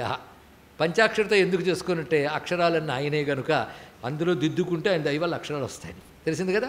కానీ అక్షరాలు శివుడు, మరొకడు కాదు. అందుకే 50 విగ్రహ ఉమాపతి అని శాస్త్రమే మనకు చెప్తోంది. అందుకే ధాన ఎందుకుందో తెలిసిందా. అటువంటి స్వామి పాదాలకు నమస్కరిస్తూ ఇప్పుడు మొత్తం మనం చిదంబరానికి ఎల్లలు చెప్తున్నాడు ఇక్కడ. ఎల్లలు అంటే బార్డర్స్. అవేమిటి అంటే యామ్యే శ్రీ నూపురాక్షా జనిభృదగహరా నిమ్నగా భాతి యస్య ఉదీచ్యాం శ్వేతాభిధాన వరుణ దిశి మహావీరభద్రాక్షవాపి ప్రాచ్యామబ్ధి సమీపే తదుదర విలసత్తిల్వకాంతారనామ్ని క్షేత్రే యశ్చిత్సభాయాన్నటది సకలగం కుంచితాంఘ్రిం భజేహం. మొత్తం ఎల్లలు చెప్తున్నాడండి. తిల్లవనము ఇది ప్రధానమైనటువంటి స్థలం. ఈ స్థలానికి దక్షిణ దిశలో నూపుర అనే నది ఉంది. శ్రీ నూపుర సంస్కృతంలో, దీని తమిళంలో కొళ్ళిడం అని చెప్తారు. ఆ నది ప్రవహిస్తుంది. ఈ నది పాపహారిణి, సర్వ పాపములు పోగొట్టగలదు. అందుకే జనిభృత్ అఘహరా, జన్మ పొందిన వాళ్ళు పాపాలు పోగొట్టే నిమ్నగా. నిమ్నగా అంటే నది, దాని పేరేమిటి? నూపురాక్ష. నూపురము అనే నది యామ్యే దక్షిణ దిశలో ఉంటే ఉదీచ్యాం శ్వేతాభిధాన, ఉత్తరం వైపు శ్వేతా నది ఉంది. దీనికే వెళ్లార్ నది అంటారు ఇక్కడ. అది ఉత్తరం వైపు ప్రకాశిస్తుంది. పశ్చిమం వైపు వరుణ దిశి, పశ్చిమ దిశలో మహావీరభద్రాక్షవాపి, పడమటి వైపు వీరభద్రవాపి, అది లోతుగా ఉంటుంది. సరస్సును కూడా దాన్ని అంటారు, దాని వీరాణయేరి అని చెప్పడం ఉంది. తూర్పు వైపు సముద్రం ఉంది. తూర్పు వైపు కొంత దూరంలోనే సముద్రం ఉంది. అందుకే ప్రాచ్యామబ్ధి సమీపే తదుదర విలసత్, దాని మధ్య భాగంలో ఉన్నదంతటిని కలిపి తిల్లవనం అంటారు. ఆ తిల్లవనంలో క్షేత్రే చిత్సభాయాం, ఆ తిల్లవనంలో ఉన్నది చిత్సభ, అక్కడ నటతి, అక్కడ నాట్యం చేస్తున్నప్పుడు కుంచితాంగ్రి. అయితే మనం ఎక్కడున్నాడు నటరాజు? తిల్లవనం లోపల చిత్సభలో అనుకుంటామేమో అని తర్వాత ఒక మాట వేశాడు, సకలగుం. సకలగుం అంటే అంతటా ఉన్నవాడు ఇక్కడ నాట్యం చేస్తాడు అన్నారు. అంటే ఇక్కడ నాట్యం చేస్తున్నాడు అనేది సాపేక్ష దృష్టి, అంతటా ఉన్నవాడు అనేది నిరపేక్ష దృష్టి, రెండూ ఉండాలి. ఇక్కడ అంతటా ఏ పరమాత్మ ఉన్నాడో అతన్ని ఇక్కడ చూస్తున్నాం. కనుక హిందువులు భగవంతుని విగ్రహంలోనో క్షేత్రంలోనో చూడరు, అంతటా ఉన్న పరమాత్మని విగ్రహంలో క్షేత్రంలో దర్శిస్తారు. ఇది గ్రహించితే చాలు. ఇక్కడ అటువంటి స్వామికి నమస్కారం చేస్తూ మళ్ళీ క్షేత్రంలో తిప్పుతున్నాడు. వదులుతాడు క్షేత్రం, మనల్ని వదలనిస్తాడా? అందుకే పంచప్రాకారయుక్తే ప్రవిలసిత పురే పంక్తితీర్థ ప్రవీతే సర్వాసా వ్యాప్త కీర్తి ద్విజవర నిబిడే వ్యోమనామ్యాత్ మధ్యే శ్రీచిత్సభాయాం కలయతి నటనం సర్వదా సాంబికోయ తం దేవం వేదమూర్ధస్థితి జుషమనఘం కుంచితాంఘ్రిం భజేహం. పంచప్రాకారయుక్తే, 5 ప్రాకారాలు ఉంటాయి. అంటే 5 ప్రాకారాల్లోనూ ఆయన ఉంటాడు, 5 ప్రాకారాల లోపల ఆయన ఉంటాడు. 5 ప్రాకారాల్లో ఉన్నటువంటి వాడు పంక్తి తీర్థ. పంక్తి అనే శబ్దం 10 అనే సంఖ్యను తెలుస్తుంది. అంటే దశకంఠుడికి పంక్తి కంఠుడిని పేరుంది. 10 తీర్థాలు ఇక్కడ ప్రధానం. ఈ 10 తీర్థాల్లో మొట్టమొదటి చెప్పుకోవలసింది శివగంగ. ఇక్కడ శివగంగ ఎంత ముఖ్యమో, చిదంబరానికి దగ్గర ఉన్న సముద్రం కూడా తీర్థం. ఇక్కడ రెండవది సముద్రం. అలాగే పులిమడుగున మరొకటి యౌవనేశ్వరం ఒక తీర్థము, అనంతేశ్వర తీర్థము, నాగేశ్వర తీర్థము, బ్రహ్మతీర్థము, చాముండీ తీర్థం. ఈ తీర్థం అక్కడ ఉంటుందండి, సరిగ్గా కాళీ అమ్మన్ దగ్గర ఉంటుంది చాముండీ తీర్థం. తిరుప్పార్ కడల్ అనే తీర్థం పరమానంద కూపం. పరమానంద కూపం ఒకటి ఆనందం, వింటే చాలా పేరు. ఇది ఎక్కడ ఉంటుందంటే స్వామి గర్భాలయం దగ్గర ఉంటుంది. దాని విశేషం మరొక శ్లోకంలోనే చెప్పాడు ఆయన, అంత గొప్పది. అయితే మనం స్నానం చేయాలి చూడాలంటే మిగిలినవి అది మూత మూసించుతారు నూతిని, వాళ్ళు మాత్రం లోపల స్వామికి వాడేవన్నీ ఆ నీళ్లు, ఇంకెవ్వరూ మామూలుగా వాడడానికి వీల్లేదు ఆ నీళ్ళు. అది పరమానంద కూపం. మరి ఆనందమూర్తి దగ్గర ఉండేది ఆనంద కూపమేగా. అసలు ప్రాంగణం అంతా ఆనందమేనండి.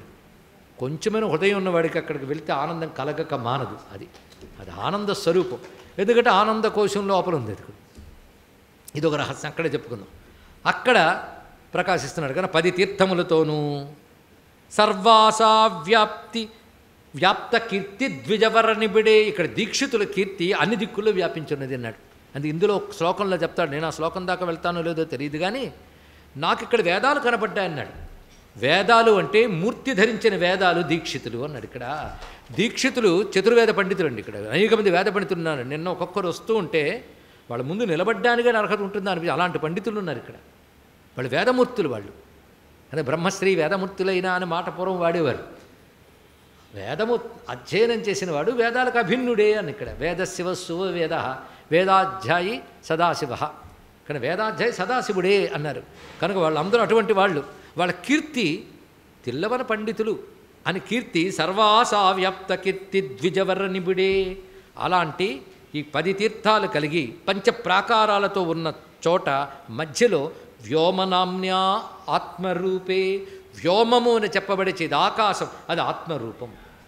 చిదాకాశమునందు ఆత్మ కాదు, చిదాకాశమే ఆత్మ యొక్క రూపము. అందులో మధ్యే శ్రీ చిత్సభాయాం, ఆ మధ్యలో చిత్సభలో కలయతి నటనం సర్వదా, ఎప్పుడు నాట్యం చేస్తున్నాడు. ఎవడు? సాంబిక. ఎంతవరకు సాంబా సాంబా విన్నాం కానీ సాంబిక అని ప్రయోగించింది ఈయనేనండి. సా అంబిక సాంబిక. కనుక సాంబికో యహ తం దేవం, ఈయనవడు వేదమూర్ధస్థితి జుషమనఘం. వేదమూర్ధములు ఉపనిషత్తులు, ఉపనిషత్తుల్లో ఉంటూ వాటి చేత పూజింపబడేటువంటి కుంచితాంఘ్రిం భజేహం అని నమస్కరిస్తూ షట్కాలార్చాసు నిత్యం పరమానంద కోప వర్ణంలోకి వెళ్తున్నాయి. ఇప్పుడు మరి ఆ కోపం కూడా చూసేయాలి కదా. షట్కాలార్చాసు నిత్యం స్ఫటికమణిమయే లింగ నృత్యేశమూర్తిం శుద్ధైస్థిద్ధై కదాచిత్ స్వమపి నటపతిం చాభిషేక్తుం సమంత్రం. నటరాజుకి నిత్యాభిషేకం లేదు, మూలమూర్తికి. అంతే కదండి, మూలమూర్తికి నిత్యాభిషేకం లేదు. నిత్యాభిషేకం ఎవరికి అంటే స్ఫటికమణిమయే లింగం నృత్యేశమూర్తి, వీటికి నిత్యం. అవి శుద్ధ తీర్థముతో చేస్తారు. కదాచిత్ స్వమపి నటపతి, అప్పుడప్పుడు నటపతికి కూడా. కానీ స్తోత్రమంతా నటపతికే మొత్తం శ్లోకం. వాడికే, వాడి యొక్క లింగ రూపానికి రత్న సభాపతికి నిత్యం, ఈయన కదాచిత్ అప్పుడప్పుడు దేంతో చేసే శుద్ధ తీర్థై. ఇలాగా నిత్యము లింగమునకు రత్న సభాపతికి అభిషేకం చేయడానికి, అప్పుడప్పుడు వృత్తమూర్తికి అభిషేకం చేయడానికి శుద్ధ తీర్థములతో అభిషేక్తుం సమంత్రం, మంత్రసహితంగా అభిషేకించారు, రొట్టె నూరిపోయడం కాదు. అది అక్కడ మూర్ధాలంకారభూత ప్రవహతి పరమానందకూపే యదుక్త్యా గంగా తం చిత్సభేశం సురవినితం కుంచితాంగ్రిం భజేహం.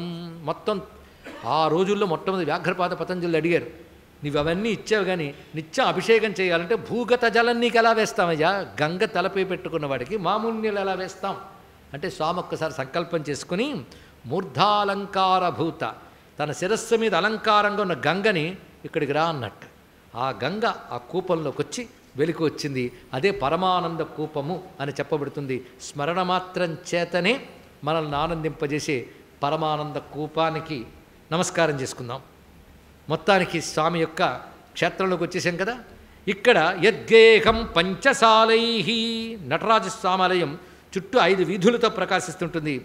విలసద్ గోపురైర్ వేద సంఖ్యై, 4 దిక్కుల వేద సంఖ్యతో గోపురాలుంటాయి, 5 సభలుంటాయి. అన్నాది బ్రహ్మకోశత్వముపగత సభా పంచకై, 5 సభలు. రాజసభ బయట ఉంటుంది మీకు, దాని తర్వాత అంటే బయట నుంచి లోపలికి వెళ్ళేటప్పుడు రాజసభ, తర్వాత దేవసభ, దాని తర్వాత వృత్త సభ, ఇంతవరకు. ఇక బయట నిలబడి లోపలికి చూస్తామే ఆ లోపల కనక సభ, తర్వాత ఉండే చిత్సభ. అట్నుంచి లెక్క కడితే చిత్సభ, కనక సభ, వృత్త సభ, దేవసభ, రాజసభ. మొత్తం ఎన్నివి? నేను ఇక్కడికి 2 మార్లు బయట నుంచి లోపలికి, లోపల నుంచి బయటకి ఎందుకు తిప్పానో తెలుసా? బయట నుంచి లోపలికి, లోపల నుంచి బయటికి చూడు అన్నాడు ఇక్కడ. బయట నుంచి లోపలికి వెళ్ళేటప్పుడు అన్నమయ కోసం మొదటిది, ప్రాణమయ కోసం తర్వాతది, విజ్ఞానమయ కోసం అన్నమయ, ప్రాణమయ, మనోమయ మూడవది, విజ్ఞానమయ నాలుగవది, ఆనందమయం 5. బ్రహ్మపుచ్చం ప్రతిష్ఠ. ముందు ఆనందమయ కోసమే బ్రహ్మం అనుకున్నట్టు కూడా ఆయన, క్షమించాలి, ముందు అన్నమయ కోసం బ్రహ్మం అనుకున్నాడు గురువుగారి దగ్గర నేర్చుకున్నవాడు. ఎందుకంటే బ్రహ్మం తెలుసుకొని సూత్రం ఇచ్చారు గురువుగారు. శ్వేతకేతో అని సూత్రం ఇచ్చాడు ఆయన ఉపనిషత్తులో. ఏమిటి? యతోవాయమాని భూతాన్ని జాయంతే ఏన జాతాన్ని జీవంతి యత్ ప్రియస్తవిసింవసింతి. బ్రహ్మం అంటే ఏమిటి అంటే క్వశ్చన్కి ఆన్సర్ ఏమిటి? ఎవరి నుంచి ఇదంతా పుట్టిందో, ఎవరి యందు కలుగుతోందో, ఎవరి యందు లయమవుతుందో అదే బ్రహ్మము. అవునా? అర్థమైందా? ఆలోచించన్నాడు. అదండి గురువు అంటే. అంతేగాని భోజనం వడ్డిస్తే నోటికి తినిపించకూడదు అన్నట్టు ఇక్కడ. నోటికి తినిపిస్తే నవ్వులు పెట్టకూడదు అన్న విడి నవ్వులుతాడు, అది వేరే విషయం. కనుక గురువు ఉపదేశిస్తే నువ్వు అనుభవంతో తెలుసుకోవాలి, అంత గురువే చేసేస్తాడండి. కాబట్టి ఏం చెప్పాడు తెలుసా? నీకు బుద్ధి ఇచ్చాడు భగవంతుడు, ఆలోచించన్నాడు. అదే అండి. కానీ ఆలోచన కూడా చేయనండి, మీరే చెప్పేయండి అంటే వాడు బద్ధకిష్ట అంటే వాడు బద్ధకిష్టకు బ్రహ్మజ్ఞానం ఏంటి? ఈ జ్ఞానమే రాదు. అది పేపరు మీరే రాసి మార్కులు వేసేసుకోండి, నాకు ఇచ్చేయండి మార్కులు అంటే అలా అండి ఇక్కడ. అందుకే ఆలోచించమన్నారు ఎవరు? గురువుగారు. ఆలోచించాడు ఎవడు? కుర్రాడు. ఆలోచించాడు నిజంగా. ఏంటి సూత్రం అండి? దేని నుంచి సృష్టి కలుగుతుందో, దేని ఎందు పెరుగుతుందో, దేని ఎందు లయమవుతుందో ఆలోచిస్తే అన్నం నుంచి కలుగుతుంది సృష్టి, అన్నం వల్ల పెరుగుతుంది, చివరికి అన్నంగానే మిగిలిపోతుంది, లయమైపోతుంది. అన్నమే బ్రహ్మం అన్నాడు వచ్చి. అవునా? అన్నం బ్రహ్మేతి వ్యజానాత్. ఒక స్టెప్ ఎక్కువ పో, మళ్ళీ ఆలోచించన్నాడు. కంప్లీట్ కాదన్నాడు, మళ్ళీ వెళ్ళి ఆలోచించాడు. ప్రాణం బ్రహ్మేతి, ప్రాణమే బ్రహ్మం అన్నాడు. అబ్బయో 2 మెట్లు ఎక్కువ పో అన్నాడు. అంటే సాటిస్ఫై కాలేదు గురువు, నీ ఫుల్ నాలెడ్జ్ రాలేదు, పో అన్నాడు ఇక్కడ. మనోబ్రహ్మేతి వ్యజానాత్ వెళ్ళాడు. అలాగే జ్ఞానం, విజ్ఞానం బ్రహ్మేతి, అది కాదన్నాడు. చివరికి వచ్చాడు ఆనందో బ్రహ్మేతి వ్యజానాత్. సరే మార్కేశాను అన్నాడు ఇక్కడ. ఆనందమయ కోశం, ఆనందమయ కోశం ఇది కారణ శరీరం అంటారు. అయితే కారణ శరీరం ఆనందమయ కోశం, అది హృదయస్థానం. అదే పరమాత్మ లేదు, అందులో పరమాత్మ. ఆనందమయ కోశానికి పుచ్చమునద్దున్నాడు. పుచ్చం అంటే వెనక. ఇది అన్నమయ కోశానికి పుచ్చం ప్రాణమయం, ప్రాణమయ కోశానికి పుచ్చం మనోమయం, దానికి పుచ్చం విజ్ఞానం, దానికి పుచ్చం ఆనందమయం, దానికి పుచ్చం బ్రహ్మపుచ్చం ప్రతిష్ఠ అని అక్కడికి వచ్చామండి ఇక్కడ.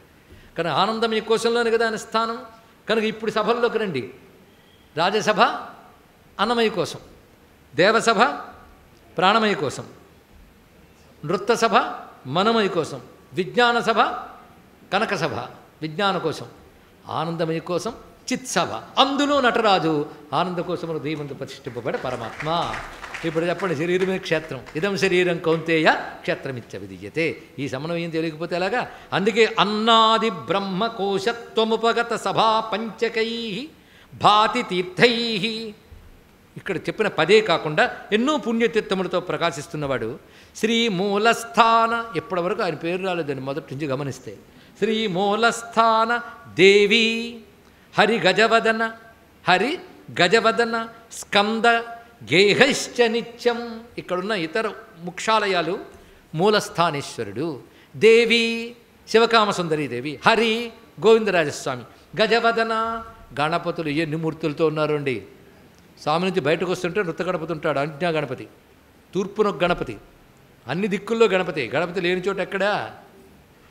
అటువంటి కల్పక గణపతికి కూడా ఒకసారి నమస్కారం చేసుకుని, గజవదన స్కంద కుమారస్వామి, ఆయన పలు రూపాల్లో ఉన్నాడు.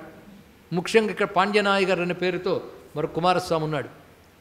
అలాగే స్కంద గేహైష్ట, గేహములంటే వాళ్ళ గుళ్ళు కనుక ఎన్ని వచ్చేసాయి ఇక్కడ. మూలస్థాన దేవి హరిగజవదన స్కంద గేహైశ్చ నిత్యం తత్రత్యానందకోశే విరచితి నటనం కుంచితాంఘ్రం భజేహం. ఆనందకోశంలో చేసిన డ్యాన్సే మిగిలిన 5 కోశాలు, మిగిలిన 4 కోశాల్లో కనబడుతుందండి. 4 కోశాల్లో శివనాట్యం చూసుకువెళ్తే రాజసభలో శివనాట్యం అంటే ఆత్మ యొక్క చైతన్యం అన్నమయ్య కోశంలో. అది రాజసభలో శివుడిని చూడు, ఆ సభలను తీసేలేదు చూడండి, సభల్లో శివుడిని చూడాలి. అందుకే శరీరం తీసే అక్కర్లేదు, శరీరంలో శివనాట్యాన్ని చూడు. అందుకే చూసే కన్ను, కదిలే చెయ్యి, నడిచే పాదం, తీసే ఊపిరి, ఆలోచించే అన్నిట్లో శివుడు నాట్యం చేస్తున్నాడు కనుక అవి పనిచేస్తున్నాయి. వీటిలో ఎన్ని నాట్యాలు చేసాం. ఇప్పుడు ఇలాగైతే నాకు కొందరు ఈ నాట్యం చేస్తారు, అవునా లేదా? అన్ని నాట్యాలే సృష్టిలో. నాట్యం ఆగిపోతే అన్నీ ఆగిపోతాయి. అందుకే తిష్టద్భ్యో దావద్భ్యశ్చవో నమః, స్వపద్భ్యో జాగ్రద్భ్యశ్చవో నమః.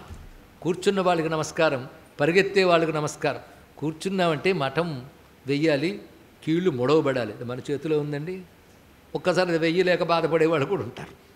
అంటే మన చేతిలో లేదు, ఉన్నప్పుడు మాత్రం మనల్ని మించిన వాడు లేడు. వెయ్యలేనప్పుడు తెలుస్తుంది. కానీ ఈశ్వర చైతన్యం అక్కడ ప్రదర్శించడం వల్ల అది డ్యాన్స్ చేసింది రాజ్యసభ, అవునా లేదా? లోపల ప్రాణం తిరుగుతుంది, లోపల ప్రాణశక్తే దేవతలు, అది దేవసభ.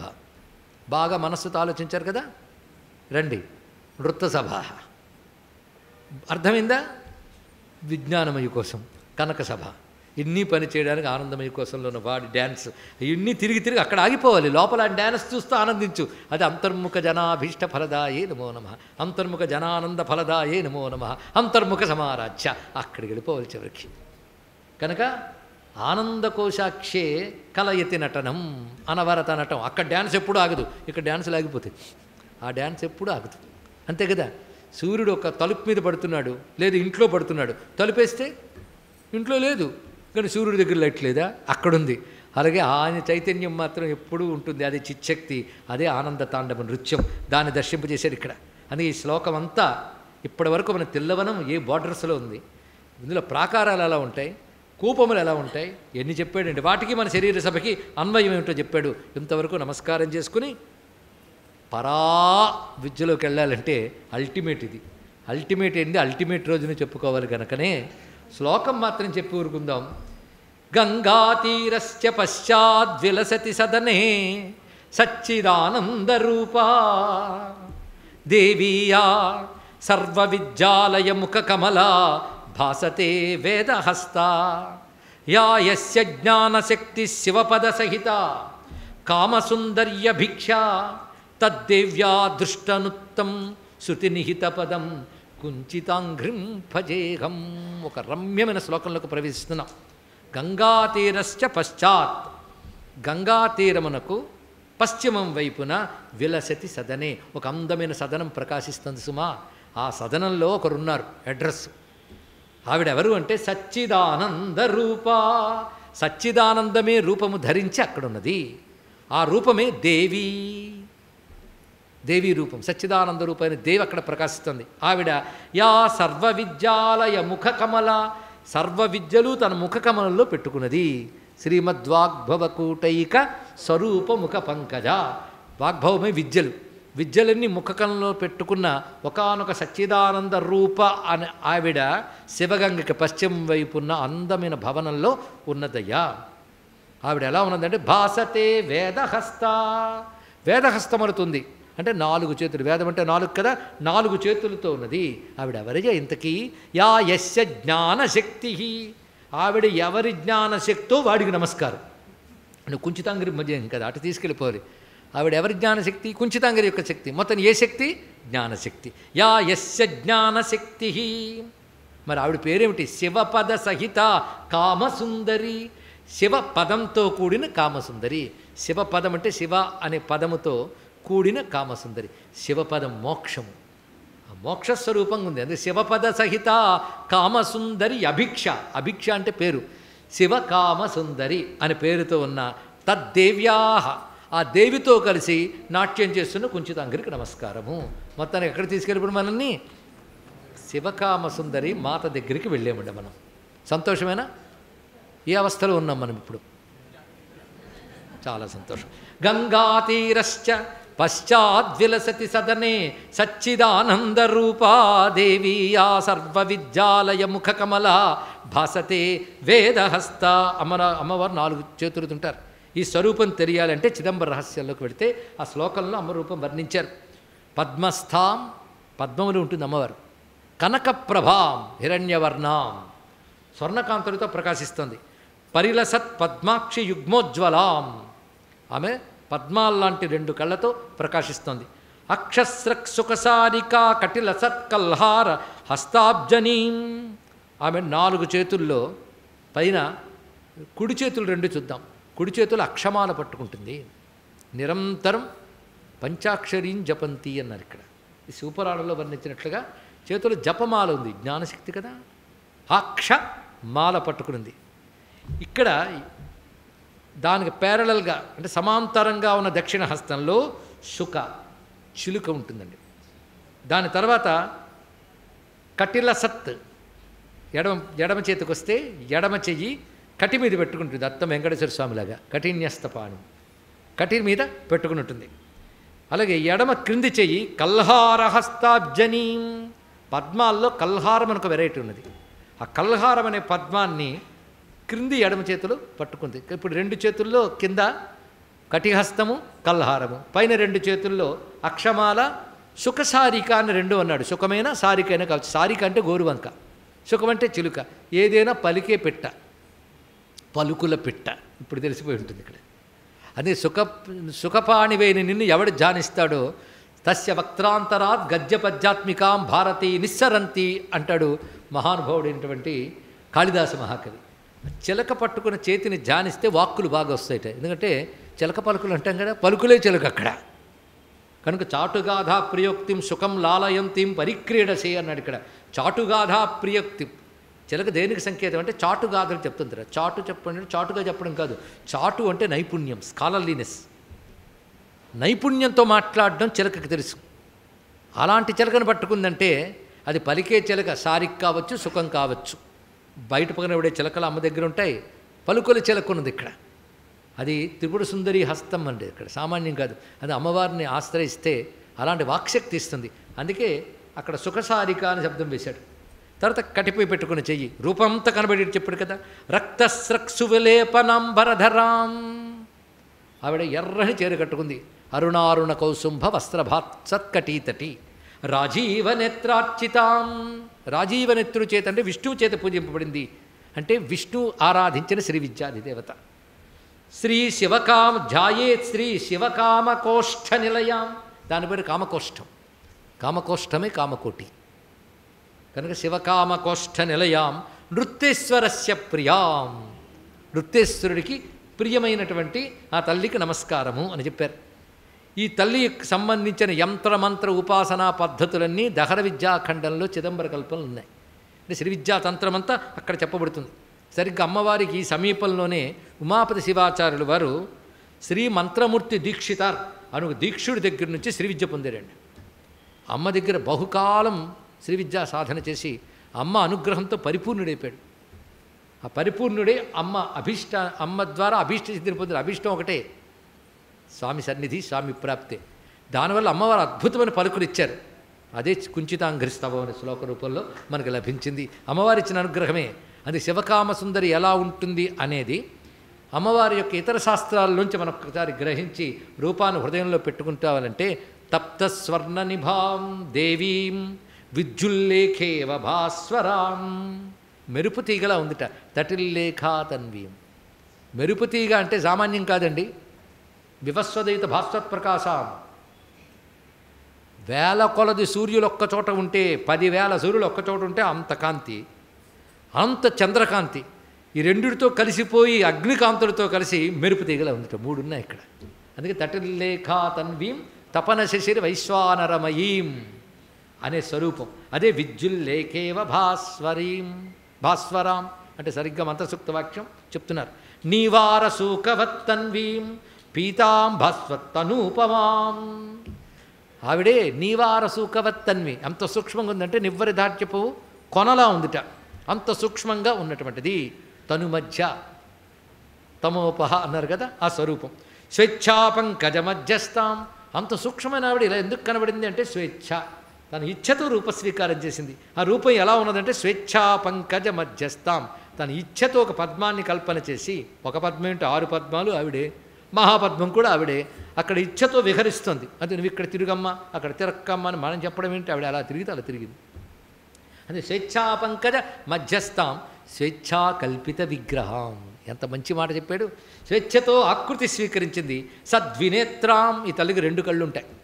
చతుర్హస్తాం మధ్యే సూక్ష్మాం స్తనోన్నతాం, సన్నని నడుము ఉన్నతమైన వక్షస్థలం. అదే చతుర్భుజే చంద్రకళావతంసే కుచోన్నతే కుంకుమరాగశోణే అని చెప్పినట్లుగా. నితంబతట విస్తీర్ణాం శ్యామాం నీలాలకాన్వితాం, శ్యామాం అంటే షోడశవర్షప్రాయ అని ఒకటి చామన ఛాయ. కానీ అమ్మవారు బంగారు రంగుతుందని చెప్పగా మళ్ళీ చామన ఛాయ ఏంటండి అంటే, ఛాయ ఏదైనా రంగు కాంతి మాత్రం బంగారమే ఆవిడది. అందుకే శ్యామ ఎప్పుడు షోడశి గనక 16 సంఖ్యతోనే శ్యామాం నీలాలకాన్వితాం హారకేయూర రసనా మేఖలాద్యుపశోభితాం, హారములు కేయూరములు భుజకీర్తులు కంకణములు రసనము మొలనూలు మొదలుకొని పాదాల వరకు అన్ని ఆభరణములు ధరించి స్ఫురన్మకుట మాణిక్యం ధరించింది. కింకిణీర, వాటికి కొన్ని మువ్వలు వేలాడుతున్నాయి, అవి మోగుతున్నాయి గాలికి. దుకూల వసనోపేతాం కించిత్ ప్రహసితాననాం, ఆవిడ ప్రసన్న మందహాసంతో ప్రకాశిస్తున్నది.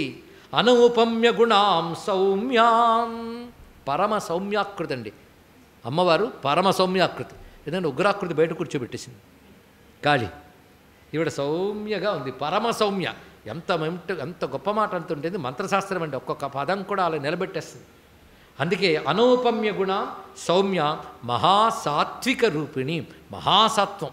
మహాసత్వం అంటే రజోగుణ తమోగుణ దోషములు ఈషన్మాత్రము లేనిది, గుణాతీతమై భక్తులను అనుగ్రహించడం కోసం శుద్ధ సత్వముతో వచ్చింది. అందుకే ఆవిడ మహాసాత్విక రూపిణి, శుద్ధ సత్వస్వరూపిణి. దక్షిణోర్ధ్వకరాబ్జేన, ఇక్కడ వర్ణిస్తున్నారు ఏ చేతులు ఏముంటాయో.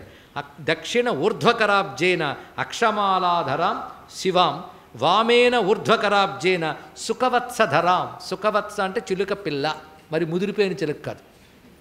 సుఖవత్సధరాం పరాం దక్ష అధక్కర పద్మేన పుల్ల కల్హారధారిణి, కుడివైపు కింద చేతిలో వికసించిన కల్హారం పట్టుకుంది.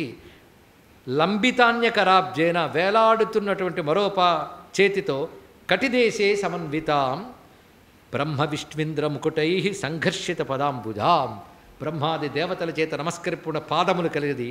ఏవం ధ్యాయేత్ పరశేనం పుండరీకపురేశ్వరీం, ఆ పుండరీకపుర ఈశ్వరి అయినటువంటి శివకామసుందరిని ఇలా ధ్యానించాలని మంత్రశాస్త్రం చెప్పింది. ఈ శ్లోకం చదువుకుంటే అమ్మమూర్తి హృదయంలో లిఖించబడ్డట్టు కాదు, నిలబడ్డట్టు కనబడుతుంది. ఇక్కడ ఇలా అమ్మవారి యొక్క స్వరూపాన్ని వర్ణించడమే కాకుండా ఇంకా ఎన్ని స్వరూపాలు చెప్తున్నాడో చెప్పడానికి మనకు ఒక్క రోజుంది. ఇంకా రేపటి రోజున మనం సంపూర్ణం చేసుకోబోతున్న ఈ గ్రంథం అమ్మవారు అయ్యవారు. అలాంటి అమ్మవారితో కలిసి నాట్యమాడే నటరాజుకు నమస్కారం అన్నాడు. ఇక్కడ మళ్ళీ తిప్ప ఆయన దగ్గరికే, ఆవిడికి అదే ఇష్టం. ఆవిడని పట్టుకుంటే ఆయన దగ్గర కూర్చోబెడుతుందని నేను చెప్పుకున్నాం కదా.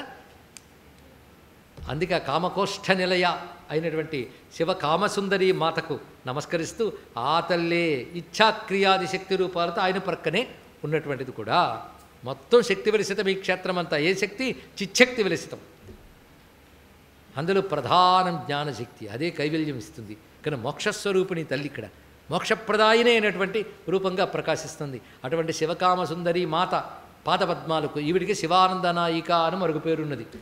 అటువంటి శివ ఆనందనాయిక మాట ఎంత గొప్ప విశేషములండి. అటువంటి శివానందనాయికి శివకామసుందరి అయిన తల్లి పాదపద్మాలకు నమస్కరిస్తూ ఆ తల్లితో కలిసి నృత్యం చేస్తున్న చిదంబరేశ్వరుడి నటరాజస్వామికి ప్రణమిల్లుతూ స్వస్తి. యస్మాత్ సర్వం సముత్పన్నం చరాచరమిదం జగత్ ఇదం నమో నటేశాయ తస్మై కారుణ్యమూర్తయే. మూకం కరోతి వాచాలం పంగుం లంఘయతే గిరిం యత్కృపాతమహం వందే పరమానందతాండవం. పరమానందతాండవం పరమానందతాండవం పరమానందమాధవం. శ్రీ శివకామసుందరీ సమేత శ్రీ చిత్సభేష నటరాజస్వామికి, శ్రీ నటరాజస్వామికి, శ్రీ నటరాజస్వామికి. నమః పార్వతీపతయే. హర హర మహాదేవ.